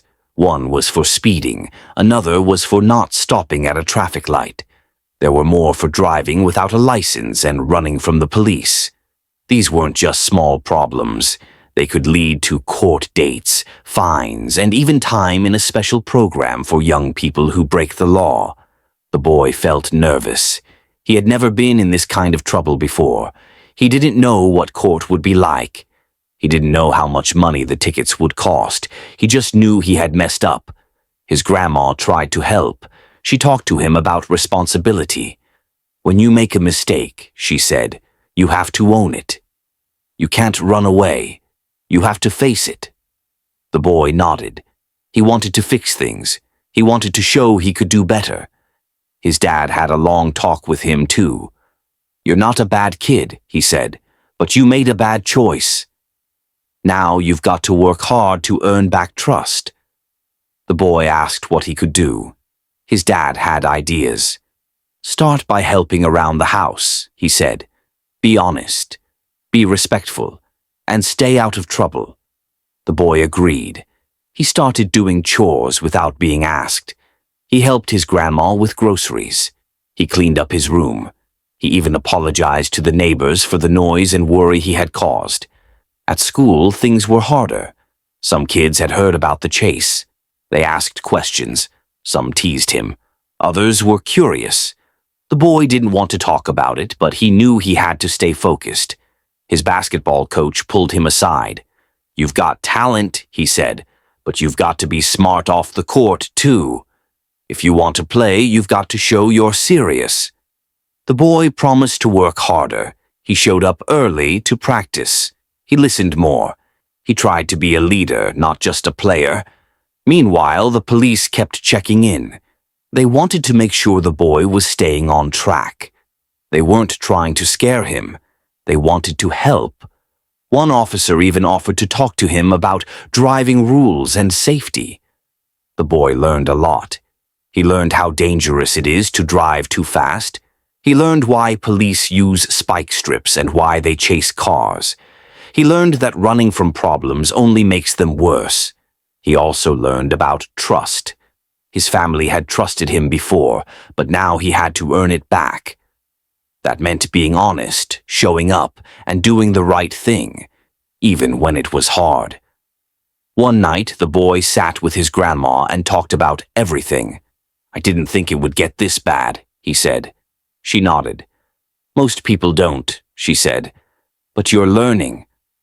That's what matters. The boy smiled a little. He still felt guilty, but he also felt hopeful. He knew he had a long way to go, but he wasn't alone. The day of the court hearing arrived. The boy wore a clean shirt and tried to look respectful. He was nervous. He had never been to court before. His grandma came with him, holding his hand as they walked into the building. His dad was there too, standing tall but quiet. Inside, the courtroom was serious. A judge sat at the front and other people waited for their turn. The boy's name was called. He stood up and walked to the front with his family beside him. The judge looked at him kindly but firmly. You're here because of a dangerous decision, she said. You drove without a license. You ran from the police. You put yourself and others at risk. The boy nodded. I'm sorry, he said. The judge asked questions. Why did you take the car? Why didn't you stop? Do you understand how serious this is? The boy answered honestly. I was scared. I didn't think it would get this bad. I didn't want to hurt anyone. The judge listened. Then she spoke again. You're young. You made a mistake, but you're also lucky. No one was hurt. You have a chance to make things right. She gave him a list of things to do. He had to pay fines. He had to take a driving safety class. He had to do community service, helping out in the town, cleaning parks, or working with local groups. And he had to stay out of trouble. If you do all of this, the judge said, you'll have a clean record. But if you mess up again, the consequences will be much worse. The boy promised to follow the rules. His grandma squeezed his hand. His dad nodded. They were proud of him for being honest. After court, the boy started his community service. He picked up trash in the park. He helped paint fences. He worked with a group that helped younger kids learn about safety. At first, he felt embarrassed, but then he started to feel proud. He was doing something good. One day, a little boy asked him, "Why are you helping here?" The teen smiled. "Because I made a mistake," he said, "and now I'm trying to fix it." The little boy nodded. "That's cool," he said. The teen kept going. He finished his driving class and learned about road safety. He learned how fast driving can lead to crashes. He learned how police try to protect people. He even learned how to stay calm when things go wrong. At home, things got better too. His grandma trusted him more. His dad let him help with the car, but only with permission. He started talking more, sharing his feelings instead of hiding them. At school, he worked hard. His grades improved. His coach noticed. "You're showing real leadership," he said. "Keep it up." The boy smiled. He felt stronger. He felt wiser. He knew he couldn't undo what happened, but he could build something better from it. Weeks passed, and the boy kept working hard. He finished his community service, completed the driving safety class, and stayed out of trouble. But even though the court requirements were done, he knew the real work wasn't over. He still had to earn back trust from his family, his school, and himself. At home, things were slowly getting better. His grandma smiled more. His dad let him help with small tasks, like checking the oil in the car or cleaning out the garage. But they were still careful. They didn't forget what had happened. Trust wasn't something you got back overnight. One evening, his grandma sat down with him. "You've come a long way," she said, "but you've got to keep going. Every day is a chance to show who you really are." The boy nodded. He was starting to understand that trust wasn't just about saying sorry. It was about showing up, doing the right thing, and being consistent. At school, he kept his grades up. He stayed focused in class and helped other students when they struggled. His teachers noticed. One of them pulled him aside and said, "You've changed. You're more focused. Keep it up." Basketball was going well too. His coach gave him more responsibility. He wasn't just a player now. He was helping lead warm-ups, encouraging teammates, and setting a good example. After practice, he stayed late to clean up the gym or help carry equipment. One day, the coach asked him to speak to the younger players. "Tell them what you've learned," he said. The boy stood in front of the group. He felt nervous, but he spoke from the heart. "I made a big mistake," he said. "I thought I could handle things on my own. I didn't ask for help. I ran from my problems. But that only made things worse." He looked around the room. "If you ever feel scared or stuck, talk to someone. Don't try to fix it by doing something risky. It's okay to ask for help." The younger players listened. Some nodded. Others looked thoughtful. The coach smiled. "That's leadership," he said. At home, the boy started talking more openly. He told his grandma when he felt stressed. He asked his dad for advice. He didn't hide things anymore. He was learning to trust others and to be trustworthy himself. One weekend, his dad took him to a quiet road outside town. "You've earned this," he said. "Let's practice driving." The boy was surprised. "Really?" His dad nodded. "You've shown responsibility. Let's do it the right way." They practiced for an hour. The boy followed the rules, stayed calm, and listened carefully. His dad gave tips and encouragement. "You're doing great," he said. Afterward, the boy felt proud. He hadn't stolen a car. He hadn't run from anyone. He had done it the right way, with permission, with guidance, and with care. Later that month, he applied for his real driver's license. He studied hard, passed the test, and got approved. When he held the license in his hand, it felt different than before. It wasn't just a card, it was a symbol of growth, of learning, and of second chances. Now that the boy had earned his license and rebuilt trust with his family, he started thinking about how to use his experience to help others. He didn't want to forget what happened, but he didn't want anyone else to go through it either. One day, his school counselor asked him to speak at an assembly. "We're talking about choices and consequences," she said. "Would you be willing to share your story?" The boy hesitated. He wasn't sure he wanted everyone to know. But then he thought about the younger kids, the ones who might be tempted to take risks like he did. He agreed. On the day of the assembly, he stood in front of the whole school. His heart beat fast, but he took a deep breath and began. "I made a mistake," he said. "I took a car without permission. I ran from the police. I scared my family. I damaged property. I could have been hurt. Or worse. The room was quiet. Everyone listened.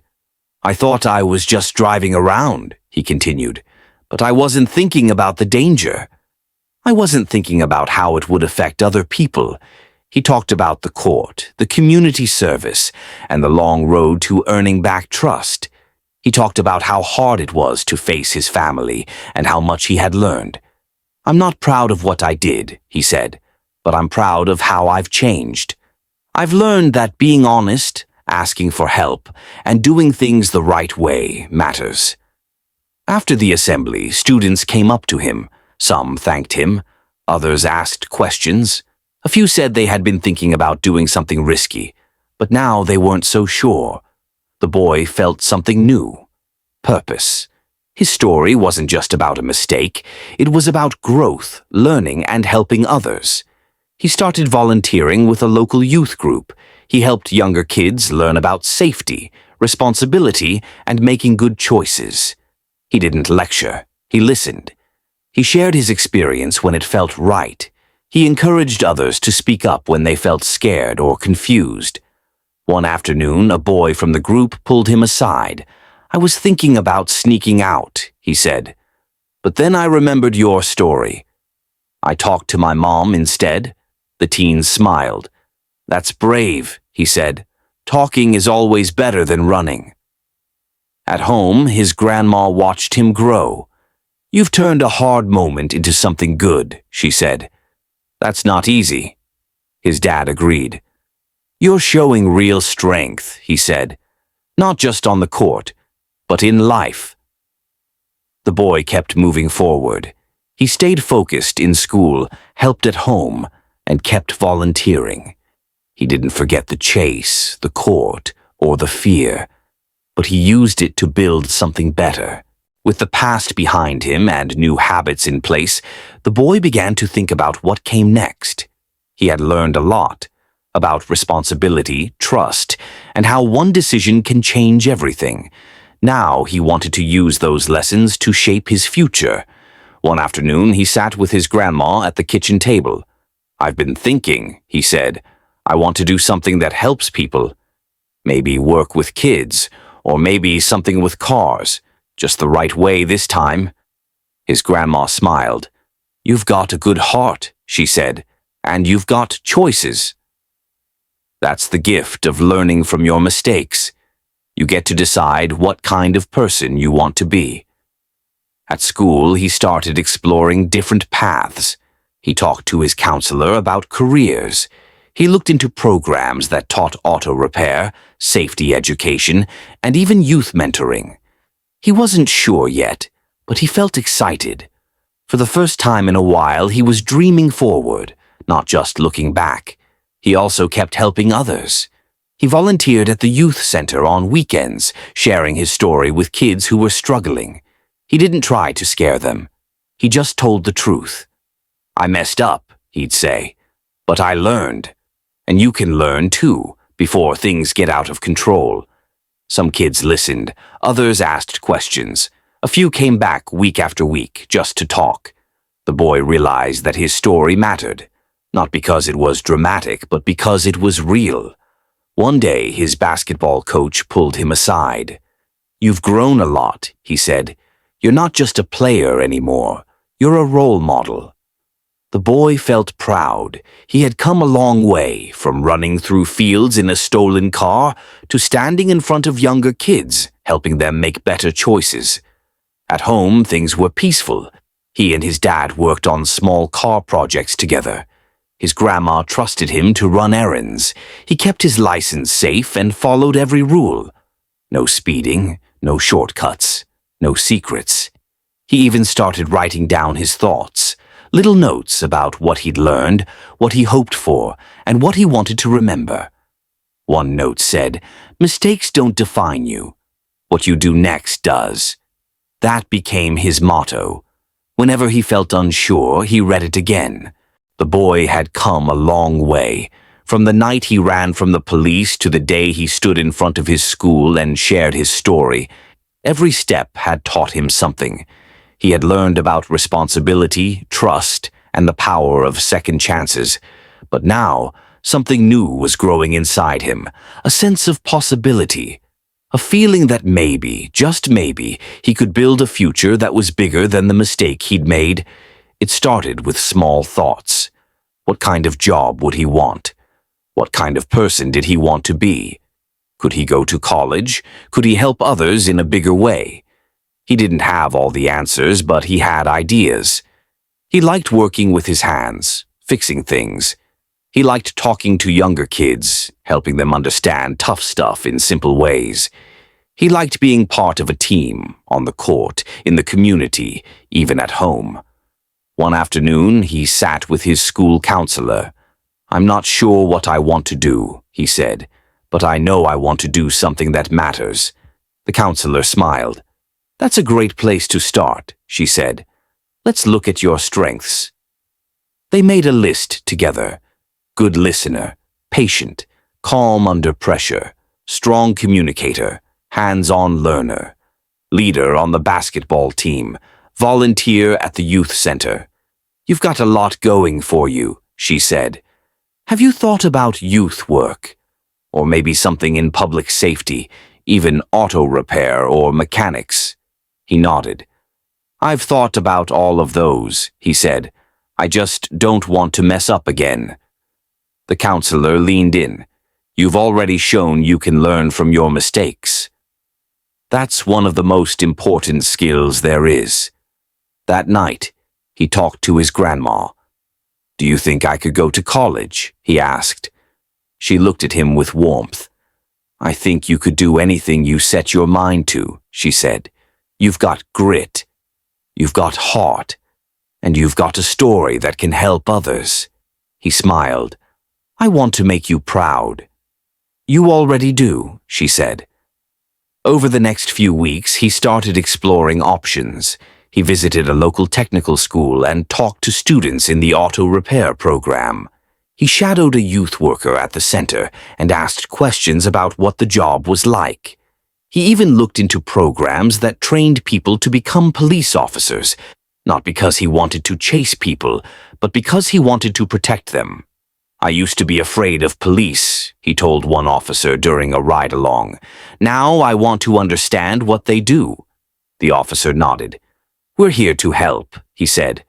"And people like you, who've been through it, can make a big difference." The boy kept learning. He read books about leadership and decision-making. He watched videos about careers and college life. He talked to his coach, his dad, his grandma, and even the officer who had first chased him. "You've got something special," the officer said. "You've got insight. You've got empathy." That's rare. One weekend, he helped organize a community event at the youth center. There were games, food, and workshops about safety and choices. He led a session for middle schoolers called "What I Wish I Knew." He stood in front of the group and spoke from the heart. "I used to think I had to figure everything out on my own," he said. "But I learned that asking for help isn't weakness, it's strength." He told them about the chase, the court, the fear, and the long road back. He didn't make excuses. He didn't try to sound perfect. He just told the truth. After the session, a girl came up to him. "My brother's been getting into trouble," she said. "I'm scared for him." The boy listened. "Tell him what you told me," he said. "And if he wants to talk, I'm here." She nodded. "Thanks," she said. "You're really brave." He didn't feel brave, but he felt useful, and that mattered. At school, he kept working hard. His grades improved. His teachers noticed. His coach gave him more leadership roles. He started thinking about applying for scholarships, not just for sports, but for community service. One day, his counselor handed him a flyer. "There's a program for students who've overcome challenges," she said. "You'd be a great fit." He read the flyer carefully. It talked about resilience, growth, and leadership. It felt like it was written for him. He applied. He wrote an essay about his journey, how one night changed everything, and how he chose to change himself. He wrote about his grandma's wisdom, his dad's quiet strength, and the officer who treated him like a person, not just a problem. Weeks later, he got a letter in the mail. He had been accepted. The program would help him prepare for college, connect with mentors, and even offer financial support. He showed the letter to his grandma. She cried. "I knew you could do it," she said. He hugged her tight. "I'm going to make the most of this," he said. This is the story of a 16-year-old boy who made a dangerous decision one night, and how that moment became the start of something much bigger. It's a story about fear, consequences, and the long road to earning back trust. But most of all, it's about growth, resilience, and the power of choosing a better path. It began with a car. The boy didn't have a license, only a permit, and he didn't have permission to drive. But late one night, he took a family member's car and sped through town. When police tried to stop him, he panicked and ran. Not once, but twice. He drove recklessly, through fields and neighborhoods, reaching speeds over 100 miles per hour. Spike strips were deployed, police cars were damaged, and officers were left frustrated and concerned. Eventually, the boy returned home. That's when the real reckoning began. His family had been worried sick. His grandma, dad, and others had searched for him, fearing the worst. When the police arrived, they didn't yell. They asked questions. Why did he run? Why did he take the car? Did he understand how serious this was? The boy admitted he was scared. He hadn't thought things through. He didn't realize how many people he had affected, not just the officers chasing him, but his family, his neighbors, and even himself. From there, the consequences unfolded. He faced multiple charges: reckless driving, fleeing police, driving without a license, and more. He had to appear in court, take a driving safety class, and complete community service. But something important happened along the way. He started to change. With support from his grandma, his dad, and even the police officer who had chased him, the boy began to reflect. He didn't just go through the motions. He took responsibility. He helped around the house, stayed focused at school, and became a leader on his basketball team. He volunteered at a youth center, sharing his story with younger kids who were facing their own challenges. He learned that trust isn't given, it's earned. That mistakes don't define you, but what you do next does. He discovered that asking for help is a sign of strength, not weakness. And he realized that his story could help others avoid the same path. As time passed, the boy began to dream forward. He explored careers in youth work, public safety, and auto repair. He applied to a program for students who had overcome adversity and was accepted. He started planning for college, writing essays about his journey and the lessons he'd learned. He didn't forget the night of the chase. He didn't pretend it hadn't happened, but he used it as a turning point, a moment that taught him who he wanted to be. He kept a note in his room, one he had written early in his journey. Mistakes don't define you.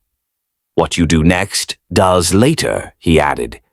The future isn't something you wait for, it's something you build. This story is about more than one boy. It's about every young person who feels scared, stuck, or unsure. It's about the power of second chances, the importance of support, and the courage it takes to grow. It's a reminder that even when things go wrong, there's always a way forward, if you're willing to take it. And for this boy, that way forward became a path of purpose, leadership, and hope. This is the full journey of a boy who made a dangerous choice, and how that choice became the beginning of something much deeper. It's not just a story about a police chase. It's a story about fear, growth, family, and the long, winding road toward becoming someone you're proud of. It began on a cold February night. The boy was just 16, still learning about the world and his place in it. He didn't have a driver's license, only a permit. He didn't have permission to take the car.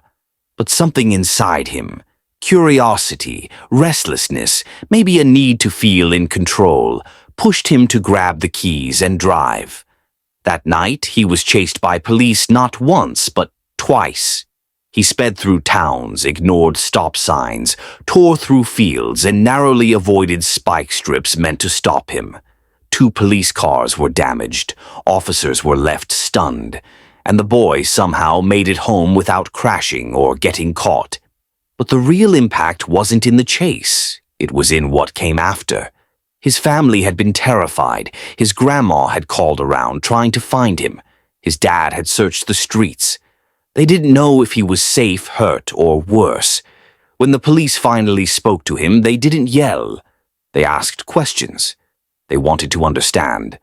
The boy admitted he was scared. He hadn't meant to cause harm. He just didn't know how to face the consequences of his actions. But now he had no choice. He was charged with multiple offenses: reckless driving, fleeing police, driving without a license, and more. He had to go to court, take a driving safety class, and complete community service. But something shifted in him. He didn't just go through the motions, he started to reflect. With the support of his grandma, his dad, and even the officer who had chased him, the boy began to change. He helped around the house. He showed up at school. He became a leader on his basketball team. He volunteered at a youth center, sharing his story with younger kids who were struggling. He learned that trust isn't something you ask for, it's something you earn. That being honest, even when it's hard, is the first step toward healing. That asking for help doesn't make you weak, it makes you wise. He started dreaming about the future. He explored careers in youth work, auto repair, and public safety. He applied to a program for students who had overcome adversity and was accepted. He began planning for college, writing essays about his journey and the lessons he'd learned. He didn't forget the night of the chase. He didn't pretend it hadn't happened, but he used it as a turning point, a moment that taught him who he wanted to be. He kept a note in his room. "Mistakes don't define you. What you do next does later," he added. "The future isn't something you wait for. It's something you build." He faced peer pressure and tough days, but he stayed true to himself. He turned down risky invitations. He asked for help when he needed it. He kept volunteering, mentoring, and leading. He became someone others looked up to, not because he was perfect, but because he was real. He had fallen, but he had gotten back up, and every step forward was a reminder that growth is possible, even after the worst mistakes. This story is about one boy, but it's also about every young person who feels lost, scared, or unsure. It's about the power of second chances, the importance of support, and the courage it takes to change. It shows that even when the road is rough, even when you've made a mistake that feels too big to fix, there's always a way forward. And sometimes, the hardest roads lead to the strongest hearts. The boy's journey didn't end with a court date or a clean record. It continued with every choice he made afterward. Every time he helped someone, told the truth, or chose the right path, he was building something bigger than himself. He was building a life of meaning. And that's the real story, not just of a chase, but of a transformation. From fear to wisdom, from recklessness to responsibility, from a single mistake to a future filled with purpose.